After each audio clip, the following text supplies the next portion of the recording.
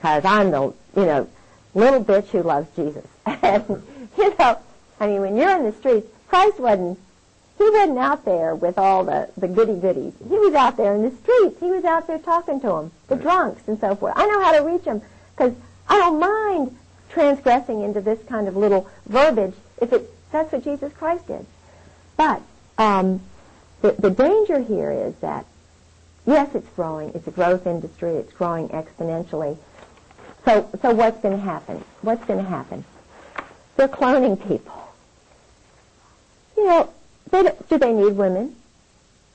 Which women are they going to have? The party girls, the bimbos? In Norfolk, just to give you an example, Lieutenant Governor Dick Davis, Marine, second wife is a prostitute. He loved her very much. She had a wig salon. My uncle, Dr. George Bentley Berg, was the major obstetrician for everybody in Norfolk, prostitutes, everybody. Mm-hmm. He told, our whole family knows, who the prostitutes are, who goes to the Saint and Sinners banquets. Judge Richard Kellum. This is a nice guy. Now, the Saint and Sinners banquet, is this a local affair? Yeah, okay. Yeah. Every town has got this sort of, Saints and Sinners group. The sleep-around group or whatever, okay. The group who tolerates it and has a little fun. Mm-hmm. And they're all guys. Well, okay. But the thing is, where is it going to lead?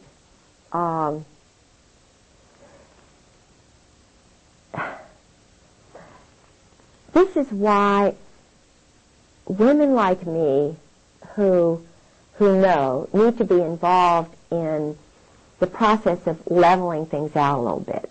I don't know whether I'm describing it. When you target good, strong people who know what to do or who can figure out quickly what to do in given situations, it's like targeting good people, taking their papers, going into the leaders' houses. The leaders who pop up, who are trying to get things straight, are the ones who really know what's going on. They're just the people who need to be involved in the process of leveling things out. Mm-hmm. Because, hey, maybe they've gone off a little here, a little there, but the point is, they know that truth and light is what is going to make that balance work out. And when you marginalize women, target women, mothers, wives, who are strong inside, I'm talking about really core strong, genetically strong. Mm-hmm. Even Clausewitz says that the moral is 3-to-1 over the arms, If they want to win over these little guys, they've got to have credibility. What's happening now and why they're all afraid is they have no credibility. The SEALs are the worst. They were so afraid about that one little doctor that the SEALs gang raped in Norfolk. Why? Because the whole credibility of the SEALs is shot. Okay, now I'm not sure. I'm aware of that. There was a gang rape of a doctor by the SEALs? Yes. By a group of SEALs? Oh, yeah, in Virginia Beach. And when did this occur? 2 years ago. And the interesting thing is that the parents of this girl, she's beautiful, from Georgia. This is a wonderful human being who went into what used to be Poppy's. It's kind of the night place in Virginia Beach. When I was single, mm-hmm. I went there, we would go there, 4 of us women, young mm-hmm. women, Molly and Sally and myself, and we'd go there, and the doctors would go there. It was kind of a place. Well, the SEALs are taking over Virginia Beach. SEAL Team 4, 6, and 8. And this gal went in there. One of the men just thought, oh, she's great, let's take her out. They took her out, raped her, killed her. Goodness. Strangled her. And was anybody ever prosecuted? I don't really know what happened because it's been hushed up by the local courts who are controlled by Army JAGs and Marine Corps. And again, JAG stands for? Judge Advocate General.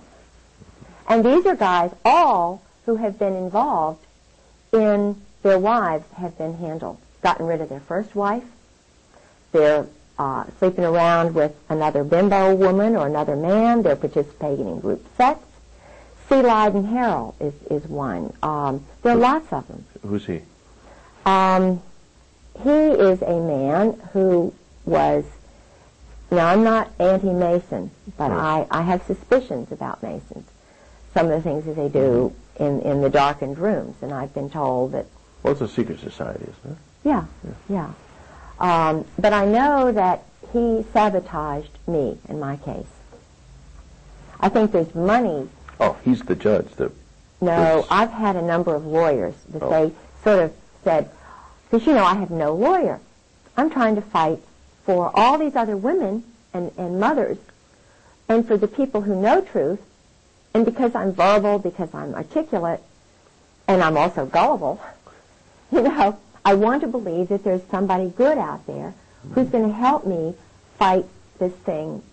Because I've got photographs of being battered. I've got doctors' signatures. Sarah McClendon, the senior White House correspondent, has an affidavit where she tried to call my house. And men answered the phone and said, this is a military base, and the Griggses don't live there anymore. Now, Sarah McClendon could not even get through to my house.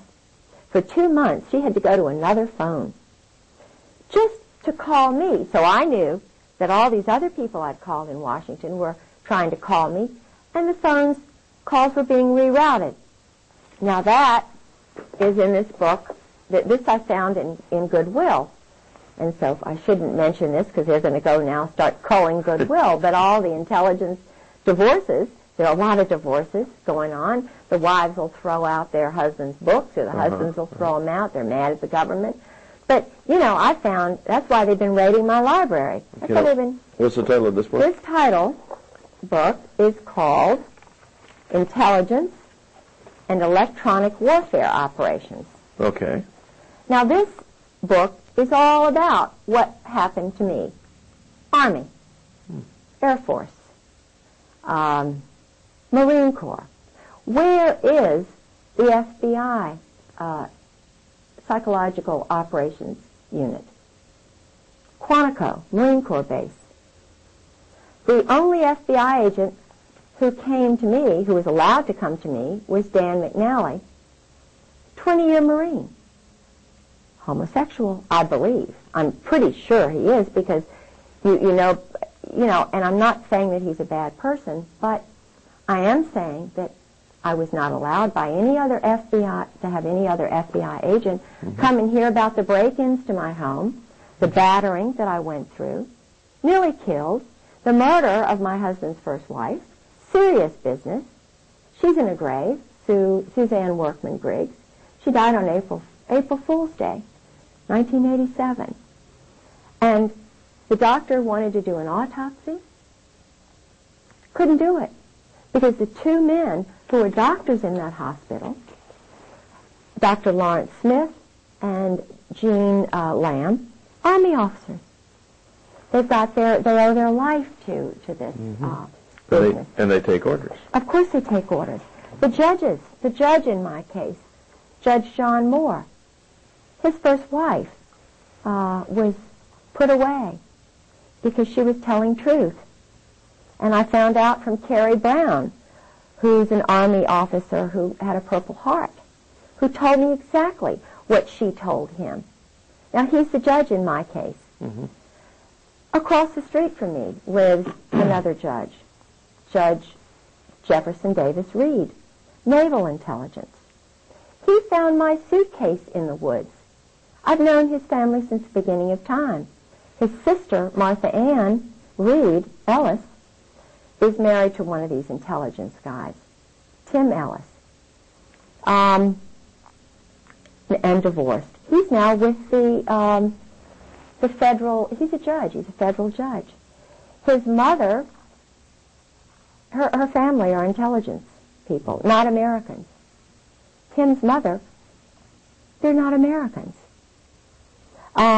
He's a naval officer taking orders. What are all these judges in being under a chain of command. And why are they attacking the mothers and the women who are telling truth? And why are they breaking into honorable people's houses, ministers, and so forth, using these electronic warfare tactics? Mm-hmm. Diverting phones, downloading caller IDs, having bogus people answer the phone. In other words, instead of getting this person at that number, they get somebody else. Mm-hmm. For example, I called in an emergency, I called the state police. And I'm pretty smart, pretty discerning, and I wound up talking to a guy who worked for the ATF.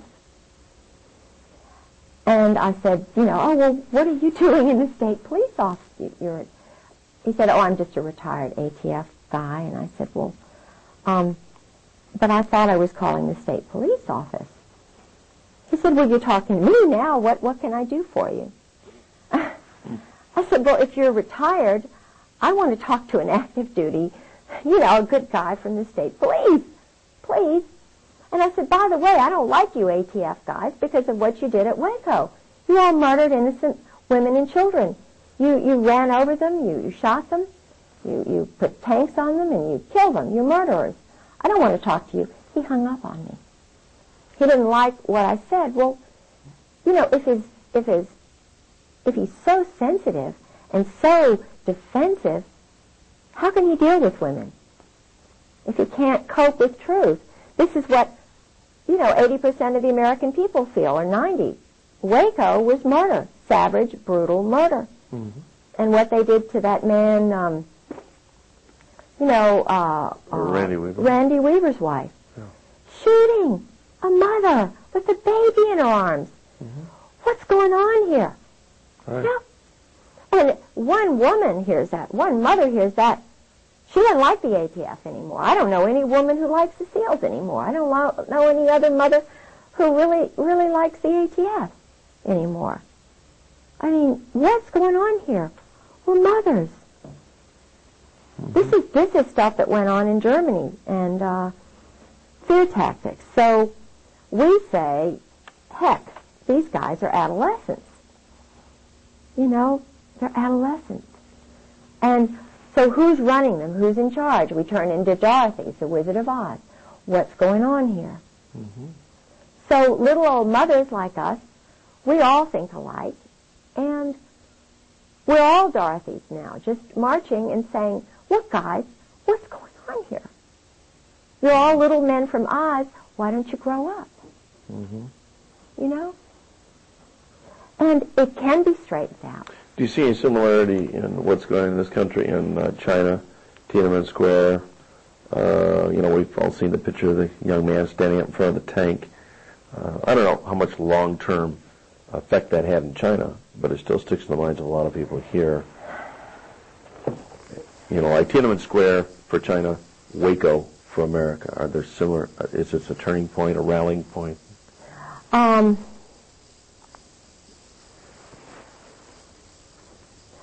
A man named Mr. Lee, who is an intelligence officer in Norfolk. Mr. Lee is the son of the major banker for the Russian government. He worked for Dr. Richard Chang, who's also an intelligence operative. I believe he's an honorable guy. He's tall, he's sort of a Princeton, Harvard-looking guy. I believe he's honest. Okay. He came to Virginia Beach, and I was putting together sister city organizations, and I was trying to get the leaders of all the different ethnic groups in Norfolk to sort of start a sister city program globally, Mm-hmm. It's easy to do that, but I didn't understand how the intelligence community worked at that point. I knew things were going on, and he was bringing together all these potential sister cities in China. Our State Department had opened up cities which had independent corporate entities. And we had shows on all of this. This material has all been stolen out of my house by my husband and his friends. I started noticing, because I was led spiritually to goodness, to good people, to light and truth.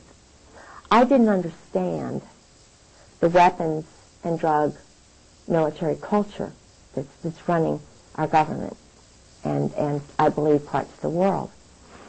There is not one woman that I know of who's in this business. I believe, and I had the pleasure of meeting your wonderful wife last night, Pastor Strawcutter. This is a woman who's wonderful. This is a woman, this is my kind of woman. You know, and I've met a lot of women like that. We go through hurdles, and I don't mean to cry. It's all right. But we're strong. And we know truth. And they're going to have to kill me before I give in. I believe in good men like you. I believe even my husband's core is good. I think that's why he's away. I looked at, and that's the way I had this, why I had this little book here. It has the list of the members of the CFR, Council of Foreign Relations. Do you recognize names in the CFR list? All these names that I've underlined, I know. Okay, you're out of camera there. You're out of frame. Go ahead and pull it in close. There we go. All right. All these names that I've underlined are friends of my husband's, or I personally know. Okay. My son, John Garland Pollard, and I hope I'm not jeopardizing my family, but and I believe that there are some good people possibly in here, so I want to qualify that and say they're not all bad. Just because you happen to know them or underline doesn't mean that they're on a bad list. No, right. No. But, and I don't have my glasses on. I'm blind as a bat, and I had surgery, so I can't hear right. I'm just a 55-year-old wasted woman. Not at all. But there are quite a few names here, and it's quite a long list. I mean, we're only at the end now. This is Bill Clinton's on here. You've got the Rostos. You've got 11 Cohens. Okay, where's the Z's? You've got Mary Halab's son. I'm pretty sure that's Kashmir. Carl Vorno. You've got a lot of. You've got the Commandant of the Marine Corps, whom I had my picture taken with.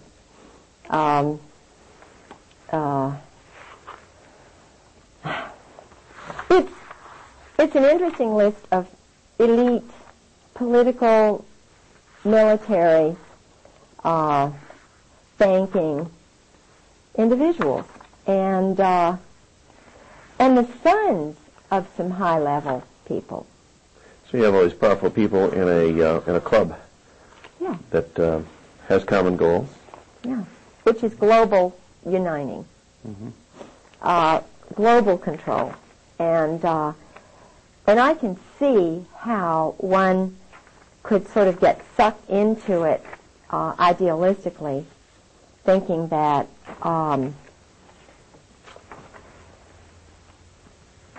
it's something that we should, world peace and harmony and everything. And I mean, I can understand wanting world peace and harmony. I'm trying to find a name here. But if you're a Christian, which I am, a Christian with a little c, because the early founding fathers never capitalized the word Christian. Did you know that? Did you know that all of the founding fathers were homeschooled? Did you know that? Yeah, Madison? I was aware of that. Yeah. Think about that. Did you know that all of the Virginian founding fathers were only gospel Christians? Matthew, Mark, Luke, and John. Didn't even read the end time stuff, the Old Testament. Did you know that Thomas Jefferson was a born-again Christian the last, 7 or so years of his life? Did you know he was corresponding with Adams in Massachusetts? That he took the New Testament and the Gospels and was trying to find out everything that Christ did? And I believe he was murdered. And I believe it had something to do with this Admiral Levy, who took a mortgage on his house so that he could build the University of Virginia, so that he could take and get his papers, his correspondence with Adams. I believe it was, now I'm the only one you will have ever heard this theory from. My undergraduate degree is in Virginia history. Okay, so the University of Virginia was founded by Jefferson. Money that he obtained by mortgaging his home. From a Kabbalist by the name of Admiral Levy. Levy. Okay. Now, I know that... it is an interesting theory. Of course it is. Dare to think, dare to theorize, dare to use the hypothesis, to come out with a thesis. Now, Levy, you mentioned he's a Kabbalist. Yes, and a Mason. Like a descendant of the Illuminati. Of course. So, and a weapons dealer and a reserve military officer. Even way back then. They were doing... Now, think about this. What they're doing today, they've been doing for Of course. many Think about this. John Paul Jones. Supposedly the founder of our Navy, was a criminal. Why would they twist it like that? He was also a Kabbalist, also a Mason. He and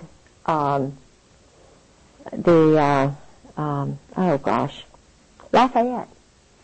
Lafayette was a weapons merchant.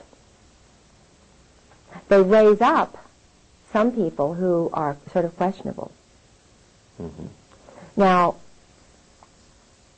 I know for a fact that Jefferson became a Christian. He did not necessarily believe in the divinity of Jesus Christ, so maybe you could say he's not technically a Christian, but he said, I'm a Christian. He was working towards, he was going to Baptist churches. He was contributing to the American Bible Society. Do you hear this? No, of course not. Jefferson was a born-again Christian who was searching for truth, who was murdered, I believe. Okay. And at the same day he was murdered, so was Adams. Think about this. July the 4th. And of course, you're being a Virginian and a descendant of James Madison, and a student of Virginia's history. Somebody like yourself could dig this out and would dig this out. It would be germane to you, whereas who else would it even be important to? Yes, I was. God and my Christ had put me in the most amazing places and times. You would not even believe. When I studied at the University of Edinburgh, I received a grant in 1978 to work on Lord Dunmore's papers. Lord Dunmore was the last royal governor of Virginia. I was invited by the current then Lord Dunmore, Johnny Dunmore, to work on the Dunmore papers. No one but John Selby has done any work on Dunmore. So I stayed with, I'm not going to mention too much because I don't, but the point is, I know a lot about the triangular trade, what was going on in Bermuda. The triangular trade.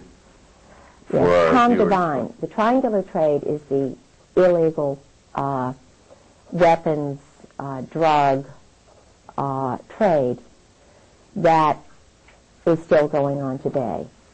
Israel is basically running it with the New York bankers It has something to do with Kabbalism, because the Pentagon, the symbol for the Pentagon, the Brotherhood, they feel so compelled to not think for themselves, to sort of depend on somebody else who's more physics-oriented, you know. In other words, these guys are so much smarter than I am. They can be doing totally immoral things that, you know, are breaking up families, breaking up, you know, wives. And, in other words, they're not looking at the structure of the family. They're not looking at the structure of society. They're not looking at the culture, the community, the basic ingredient that provides life, the planet, the trees. They're not looking at anything but sex.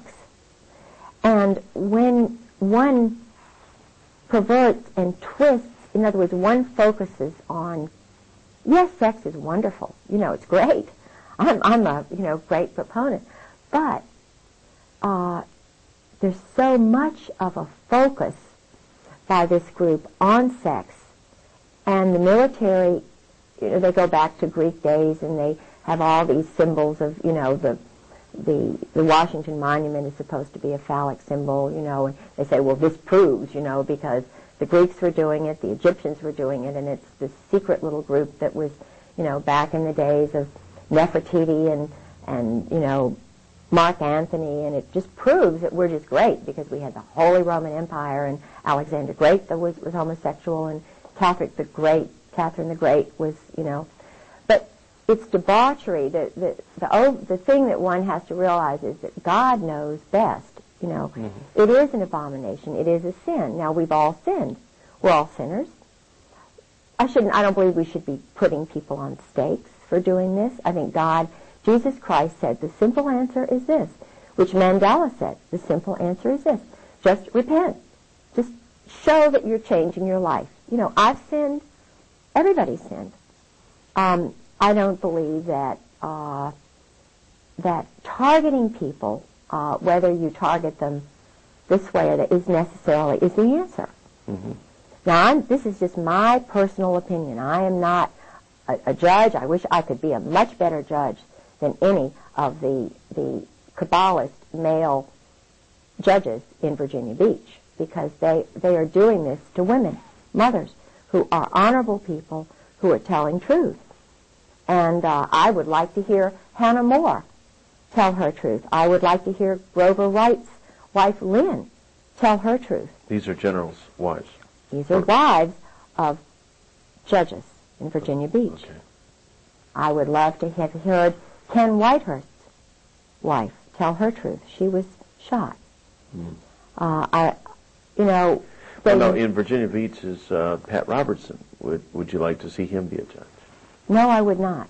Okay, why is that? I wanted to believe that Pat Robertson was honorable and good. He's a Marine. Did you know that? Did you know that he went to the psychological operations school, whatever that is, at Yale? Now, I'm not saying he's bad, and I'm not going to judge Pat Robertson, but I know that he was under the influence of a Belgian man who is very powerful in this group. I know the one thing I can judge him on is that, I will say things, and I know they're going to get me for this, because Pat is very powerful. But if you walk into Pat Robertson's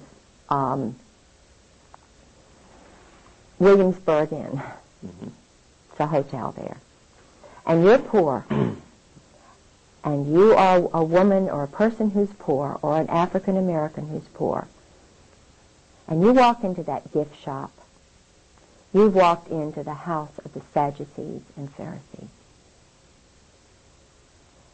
The dresses in there cost starting at $200. The belts, I mean, these are clothes, basic commodities. Now, I'm not saying that's wrong. It's wrong to have money, and as I say, I'm not going to judge him. But from my perspective, the way my father was reared, there's a lot of money going on there, and Christ I walk in the steps of Jesus Christ. Now, I'm not saying that, you know, well, I'm not really sure about all this. Everywhere you seem to look, and you find the leadership, whether it's in banking or education or religion, mm-hmm. there seems to be also this line of military intelligence, Ivy League background that, you know, the Pat Robertson has the same kind of pedigree as these other people. Mm-hmm. That kind of filter through. Mm-hmm. If somebody's going to be the leader of a television big-time ministry, it would have to be someone who would be kind of a chosen one. Yeah. To be allowed to rise in that kind of mm-hmm. power. And he may, I think he's basically a good guy. You know, I mean, I really, I like the fact that he's promoting Christ. I nearly got arrested there. At the 700 Club? No. I went in to use the law library because I'm fighting the Kabbalist group in Virginia Beach because I was nearly battered to death. I was nearly killed. I am a totally abused, psychologically, physically broken bones wife. Now, it says that if you are this way, you just get a warrant and you get your husband to say he's sorry or something. You know, that's all I wanted, was for my Marine Corps husband to say, I'm sorry that I did this. But if he's got men behind him telling him to do this, they're not going to let him say he's sorry, are they? Mm-hmm. No. If he's got Phil Holwager, the pastor, who's also Yale-trained intelligence chaplain with Pat Robertson, who's the pastor that I took my husband to try and get him to become a Christian, if he's meeting with Phil Holwager and Phil Holwager is telling my husband what to do, that says that Phil Holwager is a programmer for my husband. He's been trained in mind control. And Phil Holwager admitted to me, I've had psychological training, yes. And it slipped out. Oh, well, I made the mistake and told George, you know, in other words, he let me know that he has power over my husband. So then there's Ty Kroll, who's in the same church with my husband, who is a sailor, and he did some sexual things to his son, and he had his children taken away. Well, he's in the church and a good guy and everything, but he's a pedophile. Now, my husband, and I'm sort of taking up Ty Kroll's side, because we're in the same Bible study. It's kind of interesting. But Ty Kroll and my husband are meeting kind of secretly with Phil Holwager. And then there's T. Parker Host, who's running around nude at his farm, enticing my husband out, you know, and they go away for sort of boat trips for 2 hours.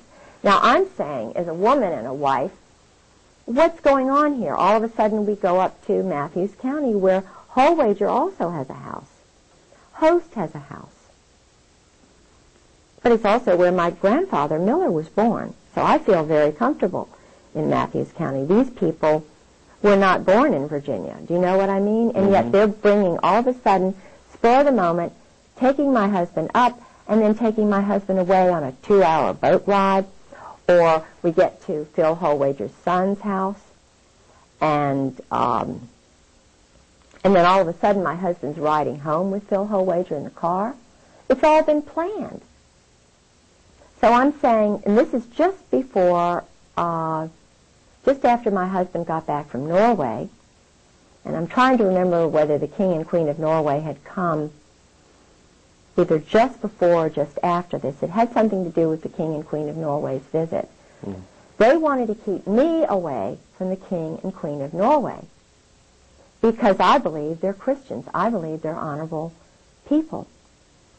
And I was able to prevail against this group by going to the Norwegian ambassador, who's a wonderful man, and saying to him, and this is where Jesus Christ comes in and God comes in. And I know that they're with me because I'm good. And I was thinking about the good Norwegian people who wanted to see the King and Queen of Norway when he came to NATO. Mm-hmm. And all I did was what any honorable citizen would do, representing the honest little people who were Norwegians in Virginia Beach and Norfolk. I wanted them to have a chance to meet their king and queen. And the State Department didn't want me to do it. NATO didn't want me to do it. The Kabbalists didn't want me to do it. And neither did my husband. But what happened was I was with a solid, wonderful person, Ambassador Kjell Vibe.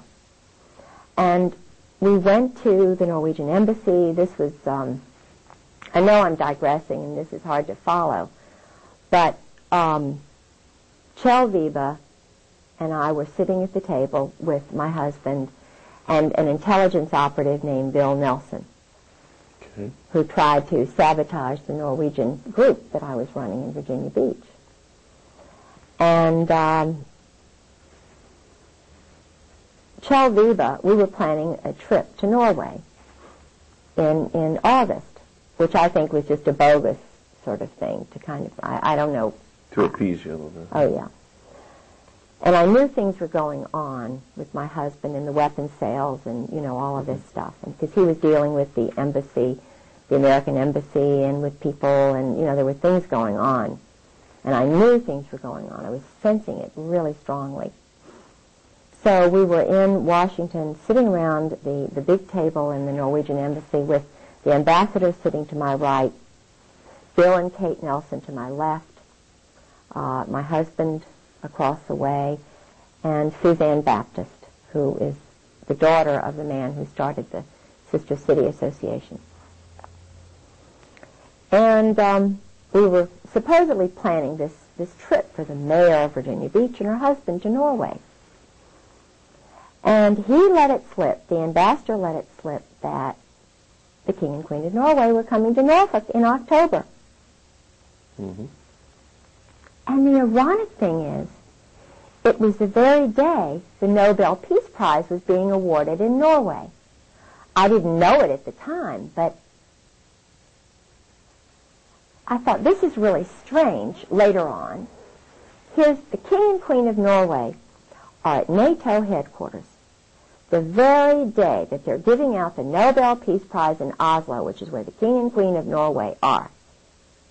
Mm-hmm. And I mentioned this to Mayor Obendorf, whose husband is involved in this weapons sales stuff, because her husband, Roger Obendorf, and my husband went to this deserted airfield. Roger Obendorf is involved with Andrew Fine, who's Army intelligence, who tried to take over the Norwegian organization from me when I knew that the Andrew Fine does all this group swinging sex with his wife and with NATO couples. And, you know, and I'm going, something's going on here. Roger Obendorf and my husband went to this airfield. I wasn't allowed. Mm-hmm. So I knew, because my husband was meeting with other people, like, in other words, this is big.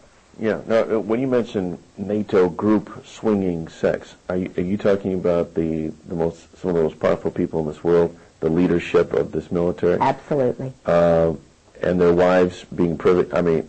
Yes.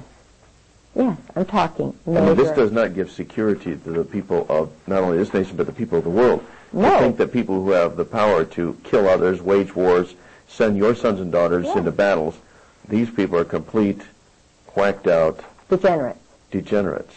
Absolutely. Let me give you an example. Because I was involved, I love people from other cultures. I went to an Episcopal religious girls' school, mm-hmm. and all of my they had girls from all over the world there. They had a my chemistry teacher was from Turkey. Her name was Mrs. Kunt. I had a Daddy Didion was an Armenian. Turned out he was later a spy, or they told him he was a spy, but he was from Armenia. I had a French teacher who was in the French Resistance. St. Margaret's School is a school for double agents, but it's a great school for girls, because you're with all these people from other cultures. You know, we had the president of the school's father was with Aramco. I didn't know about all this stuff and how they kind of do it. Woodbury Forest is another school like that. I sent my son there. He went 4 years to Woodbury Forest. which is where President Bush's son went, Oliver North's son went. It's in Orange, Virginia. I didn't know how it all worked. And I mean, if it works for peace and Christianity and love of Muslims, love of people, give them the right to their own cultures, the way the British did, you know, because I believe basically wherever the British went, I know there's a big hate Britain movement going on, but wherever the Brits tended to go, whether it was India or Africa, they allowed the cultures. They still wore saris, and they still were, you know, the ragheads were ragheads to protect their heads from the sun. Now they're called ragheads, and they're targeted as enemies by our little boys. Our little boys are taught to hate ragheads and to kill raghead women. Well, I don't think that's very Christian. So I'm looking at the top guys, and they're not Christians. So it begs the question, well, what are they? Well, that question is in my mind after I was married 3 years, and I started delving.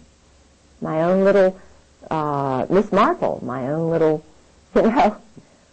And I've arrived at the definite conclusion that they're not only not Christians, but when you have group sex and homosexual sex and orgies and things of this nature by the top people who are running my city, at least, certainly Virginia Beach, I started looking at other military towns and started at Key West. Everybody knows about Key West.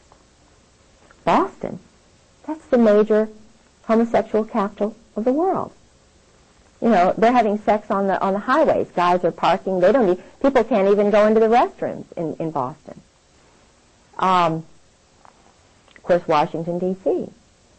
So, not to mention the Oval Office.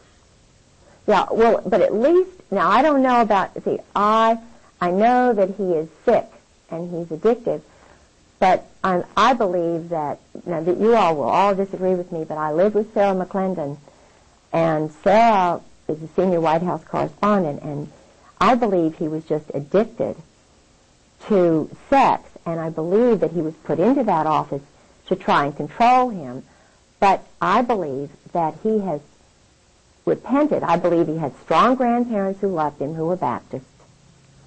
I have hope for that man. Now, I know a lot of people don't, but I do. And I have hope for that marriage.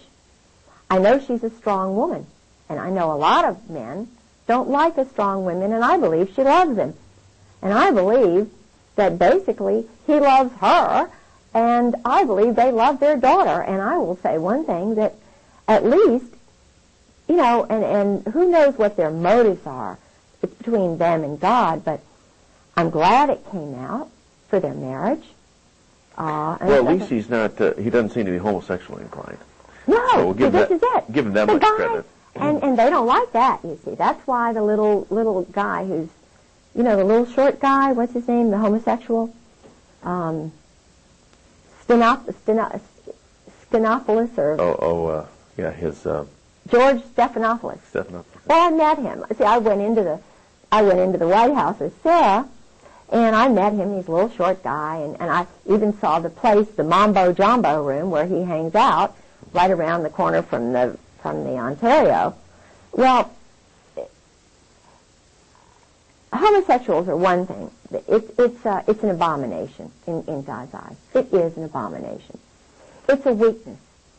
It shows that they're very immature, and, you know, we all go through stages in life where we're immature. And I wish he would grow up. There's a whitehead who's an ambassador who's a homosexual. And his lover is one of Bill Clinton's attorneys from North Carolina. Now, I like the way that man thinks. He's a homosexual, but I like the way he thinks. James Angleton, CIA, was a homosexual. The head of the FBI was a homosexual. Paisley was a homosexual. They murdered him. All of the British intelligence agents were homosexuals. I haven't yet arrived at my theory on that, except that it is a weakness. It is a moral weakness. It's a way to control people. No, that's what I was going to say. Now, I say, look. Makes them very controllable. Yeah. I mean, tell truth. Because I've been in situations that I'm not proud of, and I will tell anybody what I've done wrong. I'm not embarrassed to say, you know, this or that. Because I've been in situations where I found out that this person, you know, I have to admit, I'm a sinner. But the point is, when you find out and you repeat the sin, you're addicted. They call it addictions. It's sin. And why is it sin? Because your weak nature, if you're in a position of leadership, you shouldn't be leading. Mm-hmm. Yeah.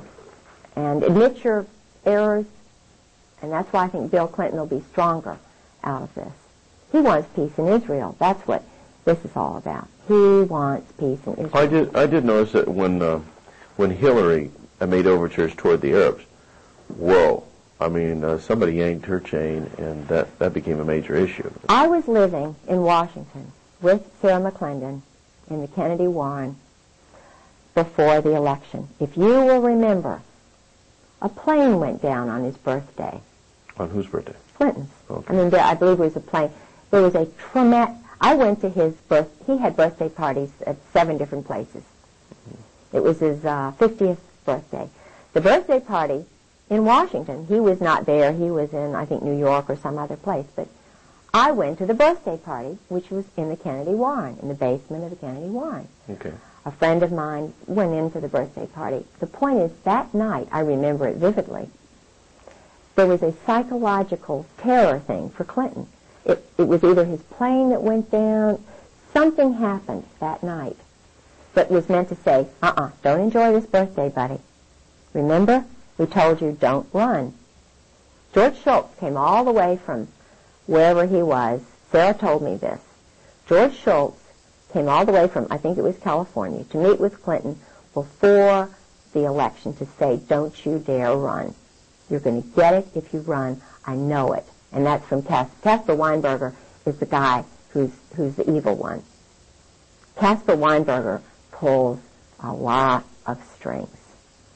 He's the one, because Caspar Weinberger is involved with a lot of the weapons and drug dealers, the hit squads that are run, the motorcycle gangs that Tedson Myers runs, who is William Colby's law partner, who just happened to meet me when I was with Sarah at the Smithsonian party, Marine, 4th Marine, who they have this hit squad, motorcycle gang in Europe and everywhere.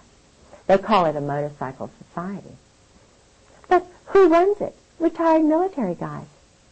And just after they meet up at Caspar Weinberger's place up in Maine, Consuela Rice and Tedson Myers and one of the lawyers that Marianne Poore knows, the Motorcycle Society. Well, ask yourself, what do? What happens right after the Motorcycle Society meets? Now they'll probably get this and find out, well, we've got to change the time when our Lady Diana is murdered.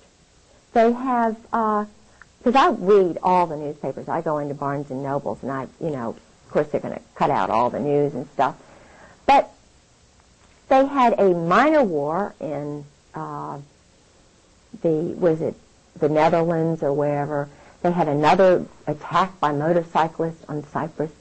In other words, they're stirring up trouble, murdering people so that they'll sell the weapons. And so you really think Diana was murdered rather than just absolutely. A reckless There's car no accident? question she was murdered. I knew and sort of went out with a guy named Richard Ord. Okay. I later found out he was married. It was when I was single. He was Prince Charles's bodyguard. Before you married your husband? Mm-hmm. He was Prince Charles's bodyguard. It's like I also went out with a guy who was divorced, a Marine who was MacArthur's wife's bodyguard. Okay.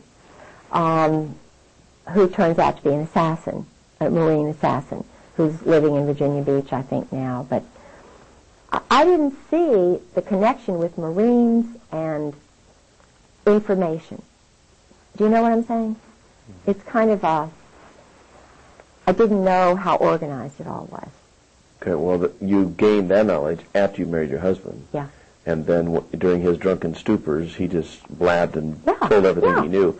Actually, his alcoholism opened up the door for you to find out all this stuff. Absolutely. If he hadn't been an alcoholic...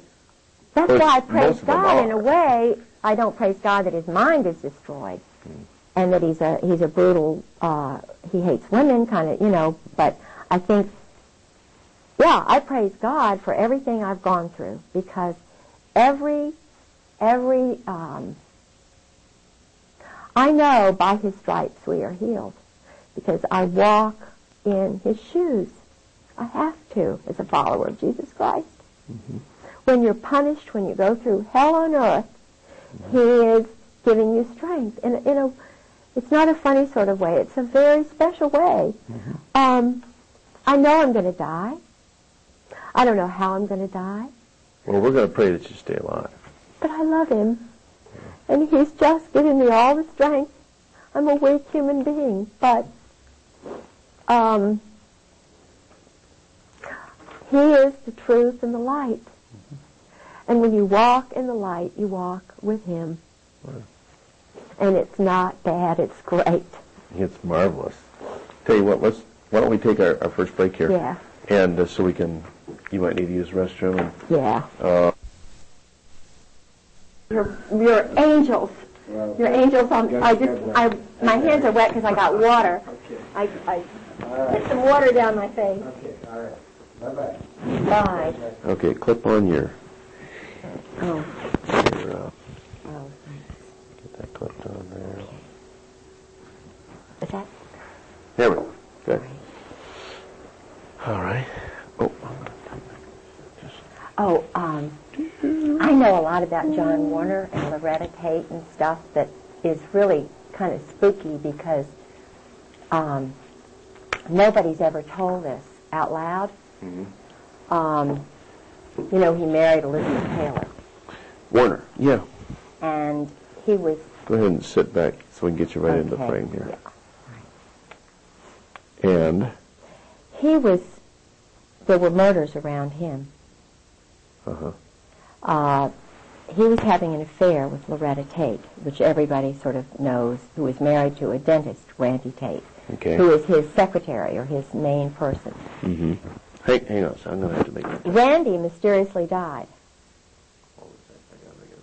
Randy died mysteriously. What happens is when the guys find out about the mob and that their wives are involved with it, the husbands take off. They go to the Eastern Shore or the closest they can to get away from Virginia Beach. Mm-hmm. But they die. There's a homosexual clique on Virginia Beach that I know about very well, which has to do with the Coast Guard, and it's a long story. But the point is, I don't know whether they're the ones who murdered Randy, but I suspect that Randy Tate was murdered. George Heilig is another one I suspect who was murdered, who was a delegate, very powerful guy, honest.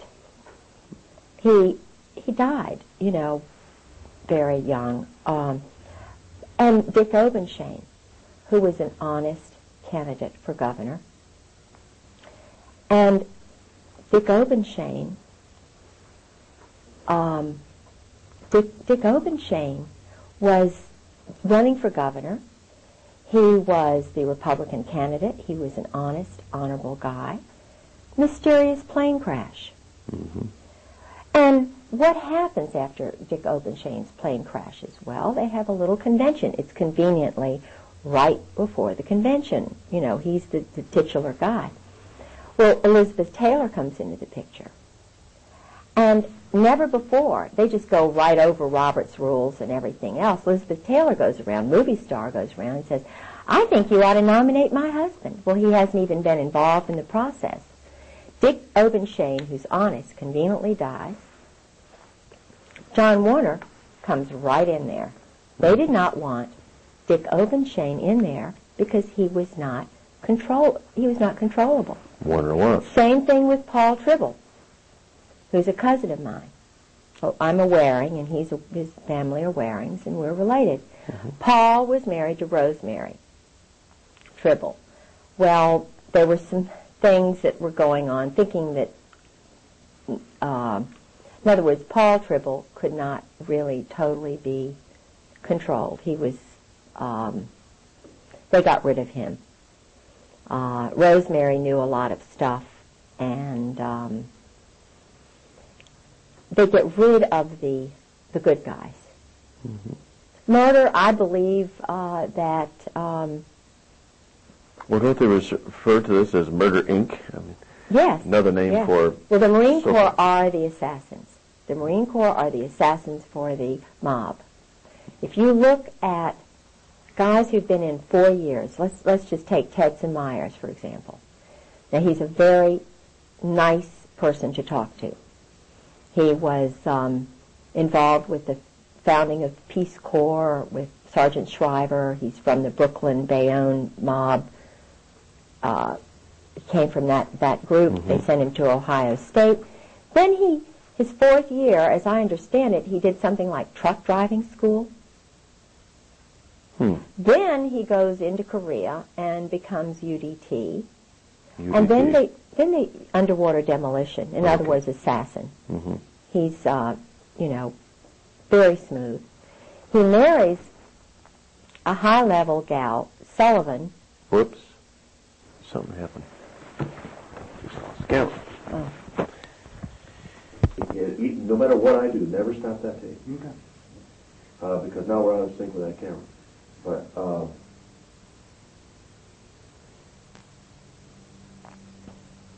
that means is that we'll just have to sync it again. So, I mean, it's not a big problem. But evidently, when I turn that camera on, I didn't hit. See, at a glance, you ever glance up there and see that red light's not on? We'll have a picture here and we'll have a picture there, but it will kick out on us eventually. So we're back on. Okay, 5, 4, 3, 2, 1. We're back. But just pick up where you left off. Yeah, the mob in Virginia, Virginia Beach, is very, very strong, very well organized and connected with the military. Yeah, well, you indicated for that there's a connection everywhere between the mob and military. Absolutely. The military is run by the mob. The military is the mob. The Marine Corps they're the assassins for the mob. They may only be in, as Tedson Myers was, for 4 years, but the individuals then go on to truck driving, truck loading school. They're always loading things and, moving things around. But then they send him to Harvard Law School. Mm-hmm. Then he winds up, when I met him, or just actually, I met him after Colby's murder. But I find it rather unusual that I had spoken with William Colby, the head of the CIA, mm-hmm. who knew my husband well, who told me on the phone all of this stuff about the Phoenix program and Israel, and all of that stuff was coming out, and that he was going to be doing it. Okay, your husband told you? No, William Colby on the phone. And Tedson Myers was across the hall from him. Okay, so was William Colby murdered? A good guy from the get-go, or yes, was he was a good guy. One of the insiders they need to get rid of, or was he? He was an insider who was involved. He knew about my husband's involvement with Krulak, Victor Krulak, Al Gray, the Russian double agent who was, I believe, Czechoslovakian or Georgian, who was called the Commissar, who was running everything in Vietnam. He was the murders, the assassinations. My husband was involved with the murders, the assassinations. He was involved with teams that did that. They were training boys to kill. Okay, using mind control, using... the whole reason for Vietnam, or any of these conflicts, is simply to use up a lot of arms and make money. Yes. Basically, that's all there is to it. And to train more killers. Mm-hmm. To use more weapons. Absolutely. To make more money. Yeah.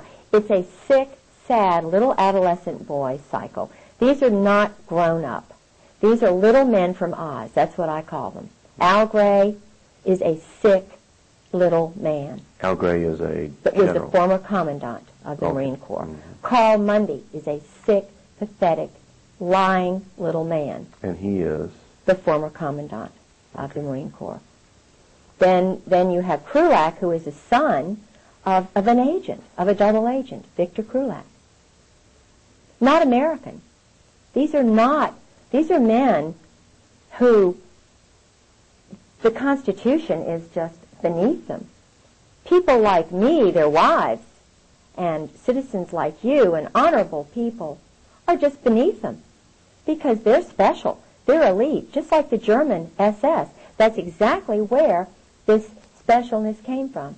Germany, from Nazi. In other words, they took with them the most perverted aspect of Nazi Germany, brought it over to the United States because over 200,000 of these guys came over. And of that, there were some who were existentialist, humanist, anti-Christians.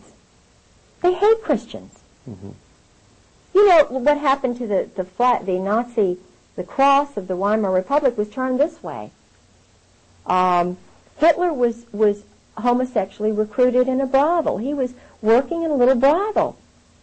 A Kabbalist, Zionist doctor came in and said, "Oh, you look special and great."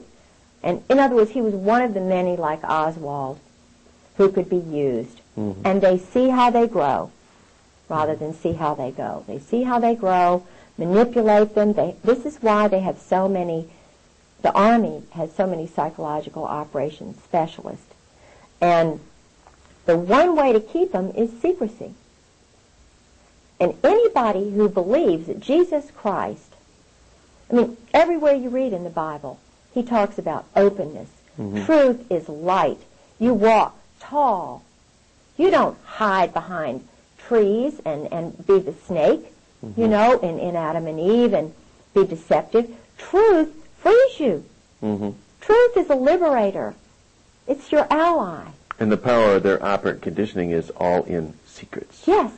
That's the one way to tell if they're evil, if they're weak, if they're cowards or bullies. Mm-hmm. The one way to tell the cowards and the bullies who are now at the very top of the Army, the Marine Corps, the Navy, Gaiman, Hartzog, Abram, Krulak, especially Charlie Wilhelm, who's doing awful things with, you know, men and women. What would Charlie Wilhelm, again, he is?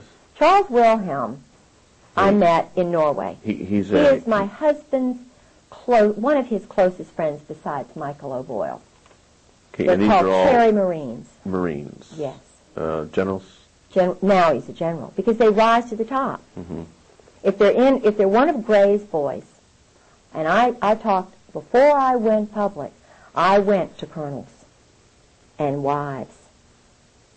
And boy, I mean, I had conversations, and I'm not going to mention their names, but I had wives tell me when I first found out, and a wife said, it was the most cryptic conversation I've ever had in my life. I said to my blank friend, have you ever had another wife? She said, hundreds of times. Her husband was a very important person. Mm-hmm. Very important. So he's working now for Al Gray. Al Gray he pulls the strings. It's all New Jersey mob. Where do you think Al Gray was born? Right outside of Atlantic City. My husband was born in Atlantic City. Sheehan's father was in the mob. You remember that big concert that they had back in the 60s where everybody was smoking pot and they were doing experiments on young people? Mm-hmm. They had all the public... Yeah, I forget the name of it. Who did all the flying in of all the bands and the drug dealers and everything, who arranged it all? General Sheehan's father. Oh, and this Woodstock? is the head. You're talking Woodstock. Woodstock, New York. That's where he's from. Now, isn't that unusual that the head of NATO would be... And his brother is doing all kinds of weapons deals and selling things to the military. And I went to his wife's home. They lived in the Virginia house after my husband disappeared. Well, was Woodstock a kind of Of course, a testing ground for drugs. Okay. Of course, it was just an experiment, like the Jim Jones thing down there in Guyana. Yeah, that he was working. I think even little David Koresh was used because he had a Mossad. He had an Israeli agent. They always get away, don't they? The Israelis always are in there, but they get away, don't they? Mandela. I don't mean Mandela, the guy in Panama, Noriega. Noriega he was an Israeli double agent. Anybody who is Jewish is automatically a member of the army, the Israeli army. Mm-hmm. Right. They have a joint relationship. How can they be loyal to America if they will shoot ships like the Liberty, mm-hmm. and it's covered up? Mm-hmm. I dated Lawrence Geiss's son when I was a teenager. About the time I went out with the governor here and John Engler. I'm sure if he was in the ROTC class, I dated him, and I got letters from him. Seemed like a really nice guy. But my love at that time was Tom Williamson. Mm-hmm. And Tom Williamson was a Yalie. His real father was killed in World War II. His mother, who was a Ballantyne, Admiral Ballantyne's daughter, a wonderful person, married Lawrence Geiss, who was a captain, and then he became an admiral. And I went to the change of command to the Forrestal. I really did like that family very much. And being a Norfolk girl, old Norfolk, grandfather was in naval intelligence. He retired a captain in the reserves, military doctor, very prominent family, and I lived next door to my grandparents. I was sort of the good to date this girl, she's mm-hmm. a lot of fun and stuff. So I dated Tom, and I went to Yale to visit him and so forth, with Bob Tate and some of the guys up there. Well, Admiral Geiss took over the command of the Forrestal. He was the head of the whole everything for the military when the Liberty was bombarded by the Israelis. Right. And one of my best friends, Josie Toth Lennon, you talk about a wonderful, she's been through a lot, woman. I've learned a lot of information from her. Josie's brother was on that ship. Did he survive? Of course, no, he was murdered. Hmm. He was a rising star, brilliant young boy. I think about 30-some guys died on the SS Liberty, didn't Yes, they? he was one of them. It's now being run by a group that's holding it down. They don't want it. Why don't you? Those Israelis, and yet every Jewish person who's in the military is a member of that mm-hmm. army, whatever it is. Now, something is very strange here when you have the whole State Department, not one Christian, not one Protestant in the Near East section, not one Muslim. Mm-hmm. Why not? They have Jews there. We have Muslims in the Navy. Why are there no Muslims in the Near East section of the State Department? Why are there no born-again Christians or real honest people who are not under some chain of command? Why don't we have anybody who can decide right and wrong, who has to be interpreted, Mm-hmm. Something is strange when you have a State Department that is run by Israel. There's something really strange. It's no wonder there's no peace. Mm-hmm. Do they want peace? No. They want to control all those little countries around there. And there was an interesting it was a dinner that I had over at Carolyn Millis's house with the Marine wives. Mm-hmm. And some of the, I don't know what they really are, but I thought they were wonderful until this night. And I was really caught into this. I was getting into this cult. Don't talk. Mm-hmm. Don't talk about the go-go dancers because your husband's career, even mm-hmm. though, don't tell this, don't tell that, quiet, you'll get, We were sitting around the table, and we always would do prayers before dinner. And there was a woman there, and she was from Pat Robertson's place. She was married to a Jewish guy. And I'm not saying that he was bad. I think I met him once. They were at Carolyn's Christmas party. But it was right after, was it Begin who was killed, or who was shot? The prime minister, the president of Israel. My mind's blank. I know, it's either Bagan or whatever. Anyway, it was right after that, and it's furthest thing from my mind. I was thinking, oh, great dinner, this is great. So this woman said, and we were in the middle of the prayer, and she said, oh, just thank you, Jesus. I thank you, God, that you killed Bagan. We just praise you for that. This is an evil man. We just praise you, God, that you killed so-and-so. Yeah. And I'm sitting there. I've traveled, been 20 times to, England and Scotland and known all these NATO people and so forth, and I'm thinking, what did I just hear? Thank you, God, Jesus killed the head, because he wants peace. This is the guy who got the Nobel Peace Prize with Arafat. And I'm going, what? So, what do? This is one of these moments, these crossroads moments where you have to take my culture, which is Southern Protestant. I have to say something. I'm over 50 now. I'm not shy anymore. I've got 6 grandchildren, so forth. I said, just in my nice little way, I said, what? What did you just say? And then Carolyn Miller says, well, we just, he's really, I said, wait a minute. Didn't he just sign the peace? It was like they knew something I didn't know. Right. And I was trying to say, what? Wait a minute. And I looked around at everybody, and it was like, I'm an outsider. I said, hang on a second. I'm going to adjust this mic. All right. Too loud. Nope, but just every now and then this sleeve makes contact with it. Oh. And when it does that, it'll go. Okay. So I said, wait a minute. I had to get him to, like that go-go dancing thing. Yeah. I had to interpret Jesus for them. Because these are supposedly followers of Jesus Christ. Mm-hmm. I said, do you all, I want to get this straight, do you all mean to tell me that you all are for the murder of a man who wants peace in the Middle East? Just, And Carolyn Millis, always the one, well, of course, so-and-so and so, And I said, well, wait a minute, I think you're wrong.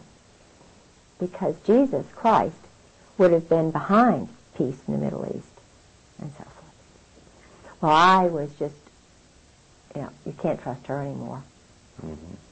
I wasn't going along with the program of whatever Israel wants to do, if they want to kill Palestinians, if they want to sabotage, because George told me that that's what they do.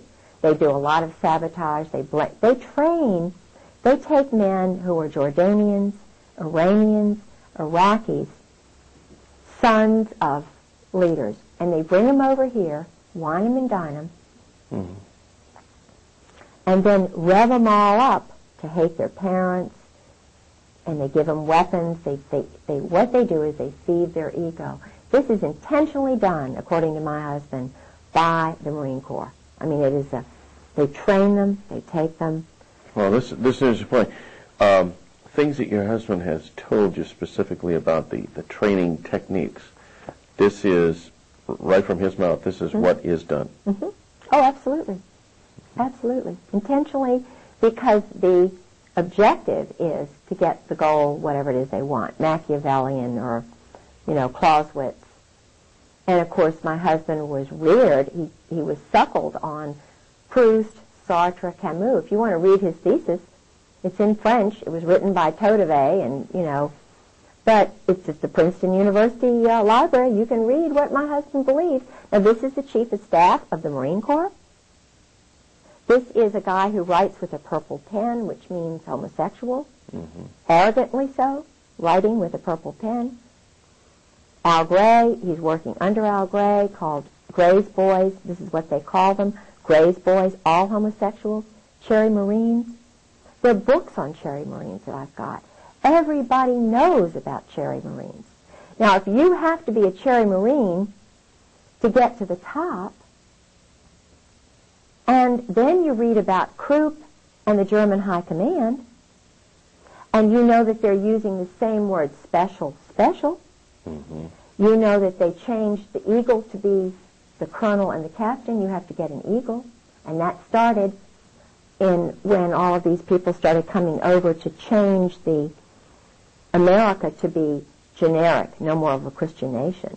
Mm-hmm. And that started the head of the Marine Corps, who was a Kabbalist, Zionist, mm-hmm. in the 1860s, 1850s. You can do your research. When did they change the Marine Corps emblem from being, I think it was a bugle, to having an eagle on top of the world? And who was the commandant when that happened? Ask that question and find out the answer. And then wonder, like I do. And George told me, he said, we've always been the murderers. He said, why do you think we have the red line down our pants? And he said, because he was trying to interpret for me. We have this X on top of our hat or something. It had something to do with target practice. I spoke to his uncle Dick Griggs, who also works for the mob, the intelligence community. It has something to do with the schools. They have money, limitless money. I believe it's mob money for poor boys to go to these fancy schools. Uncle Dick has a little computer like Roger Oberndorf does. Uncle Dick. George's uncle, Richard Griggs, who became his father because they were trying to get him away from his father. He was away from his parents for 8 years. Mm-hmm. His uncle handled him. His uncle is getting money from this group. He used to be just a school teacher in Princeton. But he has 2 sons, Bob and Jeff, who are like my husband's brothers. Now, what does Bob do? That's the question of the century. What does Bob do? Bob handles an account for my husband. And I started asking questions about, where is this? Bob moved from Princeton, then he moved down to Oklahoma City. He was near that Augusta Golf Club, and, now he's in Colorado, and he's handling this account that George has money in. And I see papers of my husband's after Beirut. In other words, he'd done a job. And it was a civilian job. Now, here's a colonel in the Marine Corps doing a civilian job. TAD. TAD. It's where they go off and do a job sort of undercover. They get a new... George says he's had so many different passports with different names. I'm getting mail from an Engelhard. He's got accounts. Now, for an Engelhard, I get mail from Princeton private account. From Merrill Lynch is involved with the mob. They have rogues in there who launder cash money. They have people who launder cash money in Norfolk. I know some of the people who handle the cash. Now your husband... Drug money's in cash. Your husband is Jewish? No. Oh, okay. Oh, no. He's a German. He's the son of a German family. But his father was in Atlantic City doing very shaky things. In fact, his father's father, not his father, take that back. His father, Ray, was a weak, precious little man. And I liked him. Nobody listened to Ray. The mother ran everything. The mother was strong, domineering, bossy. And I must say she was not attractive, but Ray was handsome. They married. They had 3 boys. I know she had to get married, the older brother, but in those days it was very embarrassing, Well, Ray didn't have anybody. Ray was essentially an orphan as such, although he had lots of brothers. But let me tell you what Ray told me. I was in California with his mother, George's mother and father, staying at his brother Don's. Mm-hmm. And everybody, the world revolved around Mother. But Ray had a lot of wisdom there, and I was anxious to know what really went on in New Jersey, why they left New Jersey, why they left Atlantic City. what happened in Lawrenceville, why George was put in this school and not seen for 8 years. What did happen? All right. It had to do with the fact that they were poor and desperate, that the sister, Rhoda's sister, George's mother's sister, married someone high up in the intelligence community who was he went to the Presbyterian school or something like that. But Ray had been in prison. George's father had been very shortly in prison in New York. And this is, you don't talk about that. Ray had seen his mother run over by his father with the girlfriend in the car who wound up being the stepmother. You don't talk about that. All right. There were 7 boys, I believe. Ray was right in the middle. All of these pictures have disappeared from my house. Supposedly my husband has never come in to the house. All of this, you know, the pictures of assassins like Rockland Williams and, you know, you can't believe the things that are slowly being taken out of my house. Why? Well, obviously, so that your credibility can be attacked if you ever tell anybody about this. Yeah. I mean, it's a miracle you got up here with the pictures that you did. Yeah. That we're including in this video. Absolutely. That you know, support your credibility. It's just a shame that this video wasn't made a year ago. I know. Or 18 months ago. Yes. Because pretty soon they'd have me not even married to George Griggs. Now. They could destroy all the records. Of course. And it's possible to do that. Of course. Because I think it was Orwell said that he who controls the past controls the future, and he who controls the present controls the past.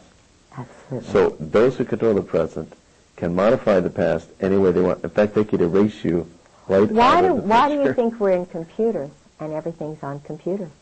All they have to do is, I had tapes that I bought a little Radio Shack tape, and I taped General Gray's, the conversation with Ray's wife, Jan, who said, "Oh, we don't know where George is. We don't know."